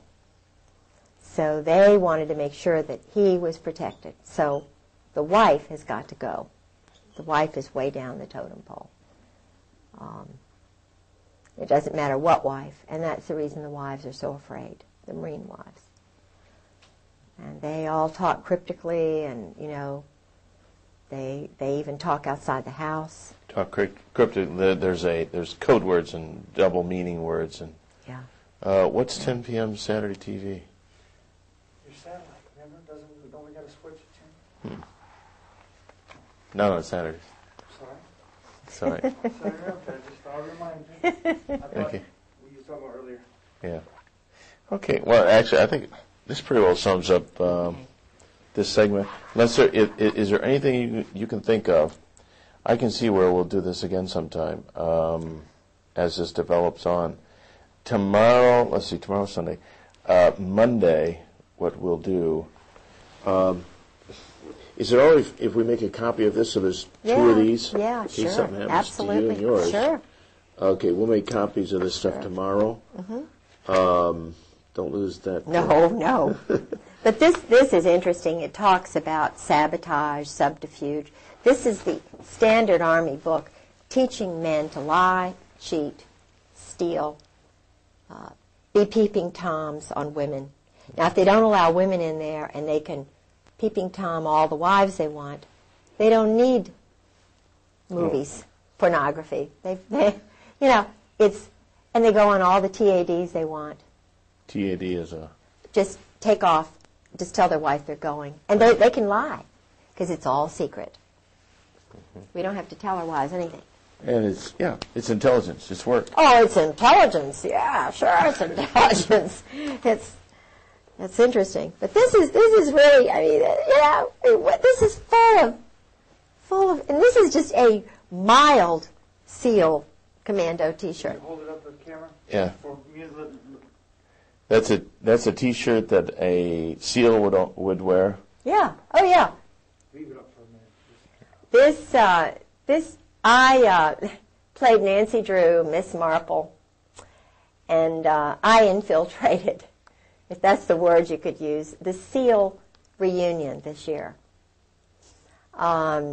They spent a lot of money showing off, jumping out of helicopters and, probably $100,000 was spent. I don't know how much, but I mean the military was providing the funds for this little game on the beach at Fort Story. Yeah. And then there was, each one of the teams has T-shirts, which all sexual. Yeah. All about, think about every the weapon. The driving motivation is sexual. Of all this stuff is go for it. Yeah. So I went to the party. I took my life in my hands. I called a couple of friends and said, if I don't come back, I'm at the SEAL party, and I'm going to pretend that I'm a SEAL wife. And I'm going to go to this drunken party. And, of course, I have an Eagle on my car. They try to get me to get rid of it. So you can get access. So I went in there, and do you know that 90% of the people there were men? They didn't have wives, this party. And the women that were there were probably... Yeah, a few wives, but feeling very uncomfortable. So I sort of got in with some of the older SEALs. Did your husband ever mention the name of Lieutenant Colonel Bo Greitz? No, but I know who he is. Mm-hmm. But he has a lot of Army friends, not that he doesn't know Bo Greitz. I'm sure that Bo Greitz is well known to some of these guys. Mm-hmm. I believe he's Army. Could be. I'm sure he's not a Marine. I know he's not a Marine. I don't believe he's a Marine. Okay. But he's a guerrilla. He's commando. Yeah. But his name didn't come up as anything in intelligence. No, my husband was way above Bo Greitz's level. My husband mentioned people like McFarlane and Crow. Crow was his tennis buddy, I think, Haig. Alexander Kissinger. The Victor Krulak. See, Gray is the control guy, Gray, and Joy. Mm-hmm. Joy's a big guy but Joy lost his job at Morale, Welfare, and Recreation, I believe, because I told somebody, I didn't think wasn't because of me that he lost his job, but they made him move on somewhere else. Uh-huh.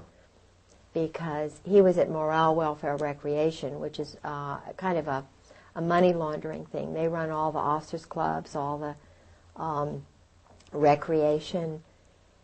It's not a private.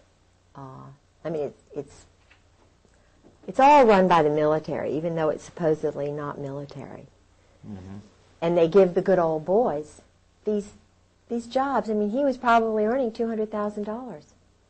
The retirement for a colonel, my husband, just the retirement salary was $50,000, $60,000.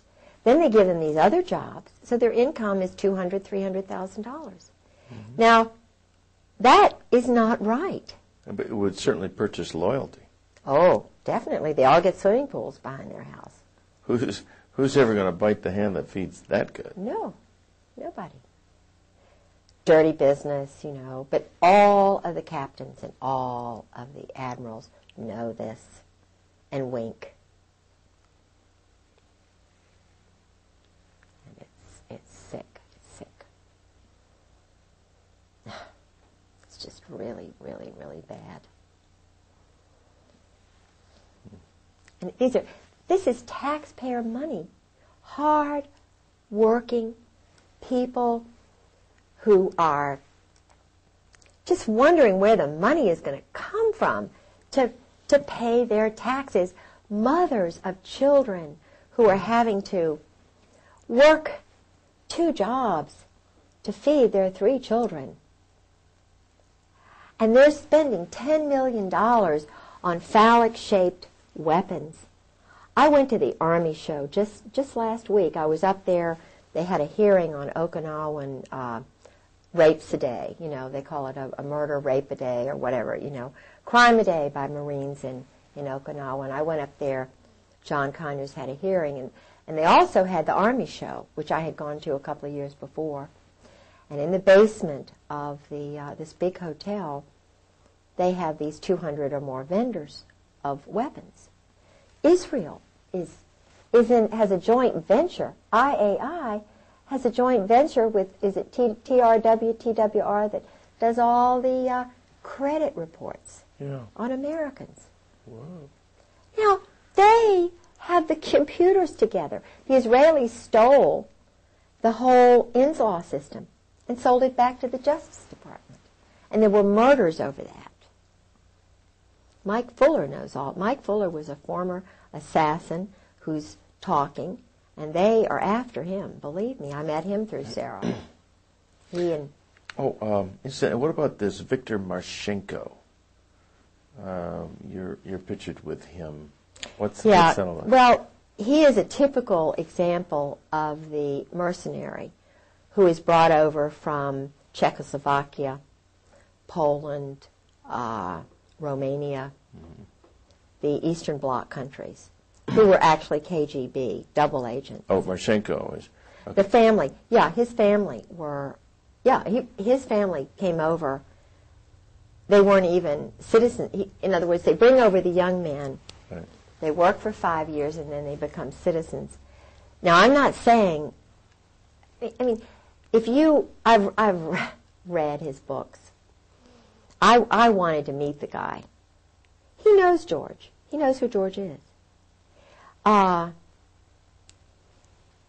read 2 of his books just to see if it's what George said, to kind of balance, and what these other guys. If you read Marchenko's book, you'll see what my husband, the arrogance. Well, sure, we're going to go into this embassy. We're going to put a whore with this person, and we're going to spy on them and what they're doing, and, we're going to just steal that statue just for the hell of it. Now when you multiply every one of the teams, all the graduates, and think in terms of 100 men applying, and maybe 90 go through most of the training, but they don't quite make it. And then they've got, 400, 600 men who make it. How many don't make it? And then you multiply that over time, and then the ones who are, this banquet, this gathering of SEALs that I went to, there were probably 1,000 guys there. Now they have to do a cold kill. Cold kill? Kill somebody, murder somebody, just to prove they can do it, like ducks. Wait a minute, the SEALs? Yeah, SEALs. So like all 1,000 of these guys have killed They've somebody? done a cold kill, yeah. Now, a cold kill would be a killing under orders? It's a graduation exercise kind of thing. Who would they kill? Oh, it's just somebody, just anybody. Just go into a hotel and whack off somebody.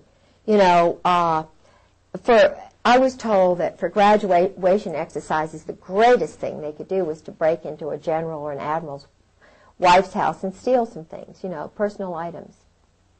And to prove that you were good enough to get in and out. Oh, yeah. And all of my underwear disappeared, my lingerie, my teddies. And the funny thing is that I don't know whether it was Michael O'Boyle doing it because he was, from 1991 to 1993, Michael O'Boyle was 3 miles away from my husband. He was at his graduation exercise. He was very close to my husband. And yet he was just down the road, and I started questioning my husband about, what is this about you and Michael? What's going on?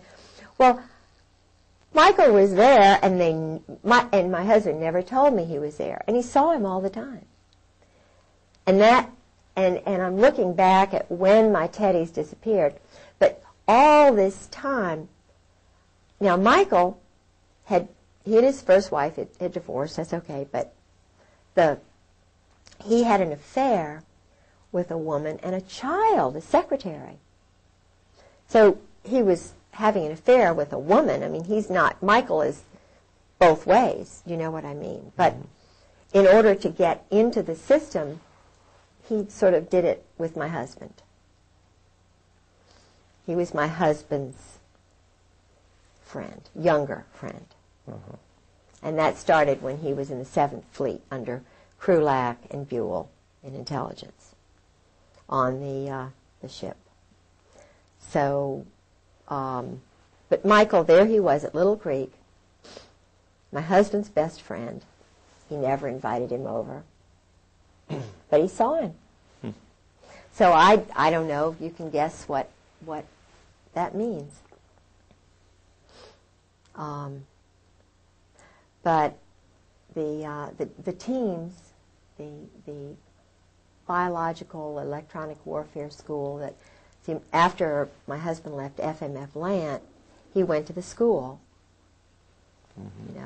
the Special Operations School, which ran the teams, foreigners, and everywhere. Okay, now the term MAC-SOG, what does that mean? What is that? It was a kind of a code word for going out and sending platoons to kill people in Vietnam. SOG is Special Operations Group. Special Operations, SO, SS, OSS, Secret Service, SS, Nazi, Spetsnaz, the German stormtroopers. They all, if you know anything about the German High Command, it's the Brotherhood. It's called, they are connected with the Opus Dei, which is an Italian kind of a business group that works within the Vatican. And I'm told that, and I like the Pope, I think he's a wonderful guy, but I'm told that he was involved with that during World War II. I've heard that too. And that the guy who was the Pope before was murdered so that he could get in. Now, I'm still curious about the SEALs in this murder thing. Are we still on? Yeah. Okay. Now, a SEAL, in order to complete his indoctrination, becoming a, quote, full-fledged SEAL, part of that includes the fact he has to have killed somebody. Yeah. All right, and it could SEAL be... Team 6, right, the red team. Red team. the ghetto was the captain of that team, and his wife and I had wonderful conversation. And would she confirm this as well? I mean, did she confirm this I with guess you? she would. She's scared. She's frightened. Most of these women are scared to death because they're warned. They know what happened to Sue Griggs. Okay, so They but they know. support you. I mean, Yeah. philosophically, in their Yeah. hearts at least, Oh, yeah. not with their lips. Oh, yeah. Oh, They yeah. s- We talk about it. Some of them have to go out of their house. Some of them won't even talk in the office in which they work. They've had men come by their houses. They've had their papers stolen. I mean, association with They're- you could be the kiss of death. Yeah. Oh, sure. And they know that. But we talk anyway. And you're talking about some really brave women here. And when I talked to, there were a couple of colonels' wives, and before I went public, you know, they were talking to me, except for Carolyn Millis she turned just like that. She was the one whose house I was in when I told about the go-go dancers in the officers club and me taking the picture and thinking about writing the letter to the wives. And she said, "Oh, you can't do that. You'll ruin George's career." In other words, Carolyn has really bought into the system, and she's very pretty, and she's very influential with the wives group, but she'll turn on you in a second. And it really hurt me because I was, I kind of depended on her and Charlotte Moore.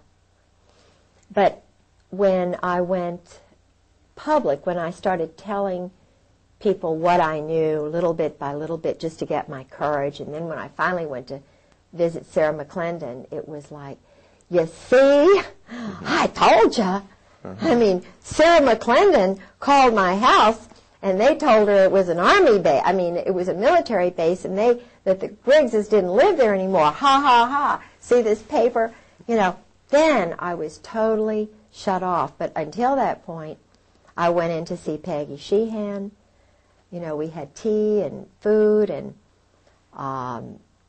he was the head of NATO SACLAN, and his wife Peggy said, "Just, Kay, this is so strange." She said, "Just leave a note on your refrigerator. You know, for George, just leave a note on your refrigerator." Meaning? In other words, he's coming in the house. They're coming in the house. It'll get to George. This is SOP, standard operating procedure. You know, just get used to it, used to being battered, used to being... Well, she was a worshiper of the security of the position, the money and everything, and just don't rock the boat because this is the way it is. Yeah. And we don't want it any differently. No. I mean, they could If decide. you have to divorce your husband, then, you know, that's just the way it is. But it's cold calculating, and yet so un-American. So un-American. I mean, I know what Americans like because everybody in my family were, you know, World War II. My brother was a briefer for the SACLAN staff. He went on to be a medical doctor. You know, I mean, this is not... of course, he got out as soon as he could. Well, you know, people who love this country and love its history, I mean, are just completely confused. Yeah. From cab drivers to Yeah. bartenders. I mean, nobody can figure out what's going on. Why is it everything goes the wrong direction? You know what I say? When I started this, it was like maybe a 2,000-piece puzzle. I know enough. It's like a puzzle for a 2-year-old or a 1-year-old with 6 pieces. It's so easy to see. And everybody who talks to me sees it the same way. I'm sort of an interpreter. I kind of give a lot of the wives hope, and the guys too, who are already out and scared, and you know, and they say, "Hey, well, this little woman, she's a real feisty, you know what?" And I don't know whether they're going to kill or what they're going to do. And they say, aren't you afraid? And I say, yes. I mean, I've had death threats, and I mean, it's been hell. But truth and light and what these other women are going through, the hell they're going through, being put through hell because their husbands are cowards and bullies. I mean, people who dress up in black, who hide behind trees, who shoot people from behind, who break into houses and steal their papers. This is in the Constitution. You don't break into someone's home. You don't steal their papers. You don't try to destroy the core that God has given them when they're born. Mothers have sons, and their sons are 18 years old, and they were telling them, join the Marine Corps to be a man? It's not a man. It's not a man who does this. It's a pervert. That's why they're not joining up anymore. That's why they're not signing up. They're having problems with retention because the mothers are finding out. McVeigh's mothers talked. Unabomber's mothers and brothers have talked, you know. Guys like Colonel Ron Ray is talking, who was Timothy, the new boy who refused to wear the UN uniform? Oh, Michael New. Michael New? Yeah. These are the heroes. Michael New is a MacArthur. Randy Hebert is the future Patton. These are the leaders. These are the Americans, and there are a lot of them. There are hundreds of thousands of them. And just like in the days of Jesus Christ, these modern-day Sadducees and Pharisees are saying, oh, we're going to kill Jesus. We're going to get rid of MacArthur. We're going to get rid of Patton. We're going to get rid of New. We're going to get rid of Colonel Sabo, murdered him. We're going to get rid of these guys one by hey, but everyone, this is physics, everyone, like Sue Griggs that's murdered, Sabo who's murdered, the wives who are murdered, Ron Brown, there are 100 people who spring up and say, now you got me to worry about. This is why these guys have got little places hidden all over the place. They're training all the guys to just say, oh, well, the American citizens are bad. But the guys they're training are also going to wake up to what's going on. It's Caspar Weinberger. It's Henry Kissinger. I mean, Walt Whitman Rostow. Eugene Debs Rostow. What's going on here? These guys aren't even born in America. What's happening here? They're training mercenaries now to run, flip around. We'll kill on an order. Not killing because people are breaking into our homes. Not killing because they're bad. But just, we want to control this country. That's what George told me. It's political. The military, the Marine Corps is a political arm of a group that wants to run everything, control the drugs, sell the weapons, keep the weapons flow going. And this isn't what guys are going to sign up to do. Their heart's not in it. They're not going to even do it for the money. They'd rather die than have hit squads come after them, collection groups from Great Lakes. They have a group of Marines who goes out and collects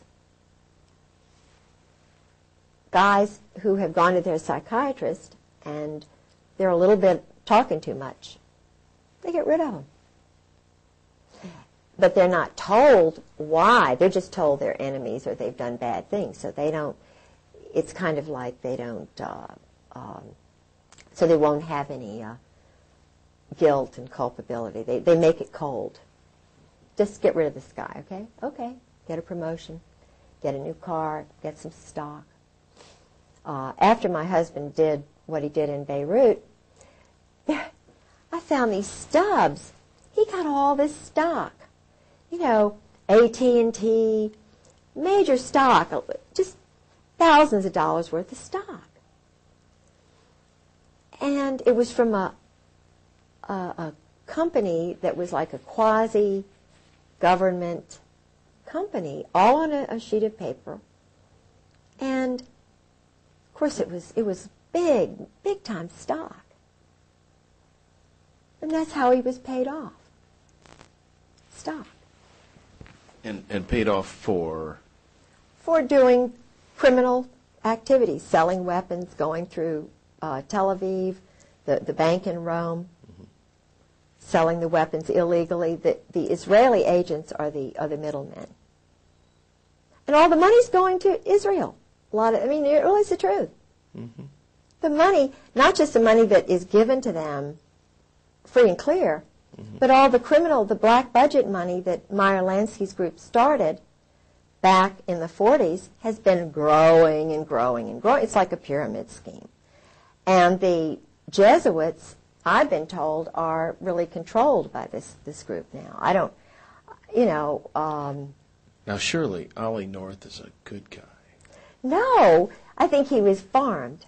He was, but see, Ollie was involved in Vietnam with the JAGs, covering up a lot of the stuff that was going on. He was involved with a major case where there was a Marine. George told me about this.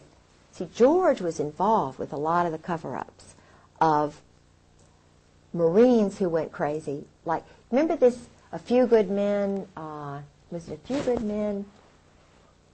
It was a movie about a Marine colonel. They murdered a guy from, Jack Nicholson played the colonel in this movie. Oh, yeah. You remember? Yeah, he went on trial. Yes. And a George good guy was the chief of prosecuted. staff who tried to cover this up. My husband. The true story. The true story. My husband was the guy who was covering this up. They were so arrogant.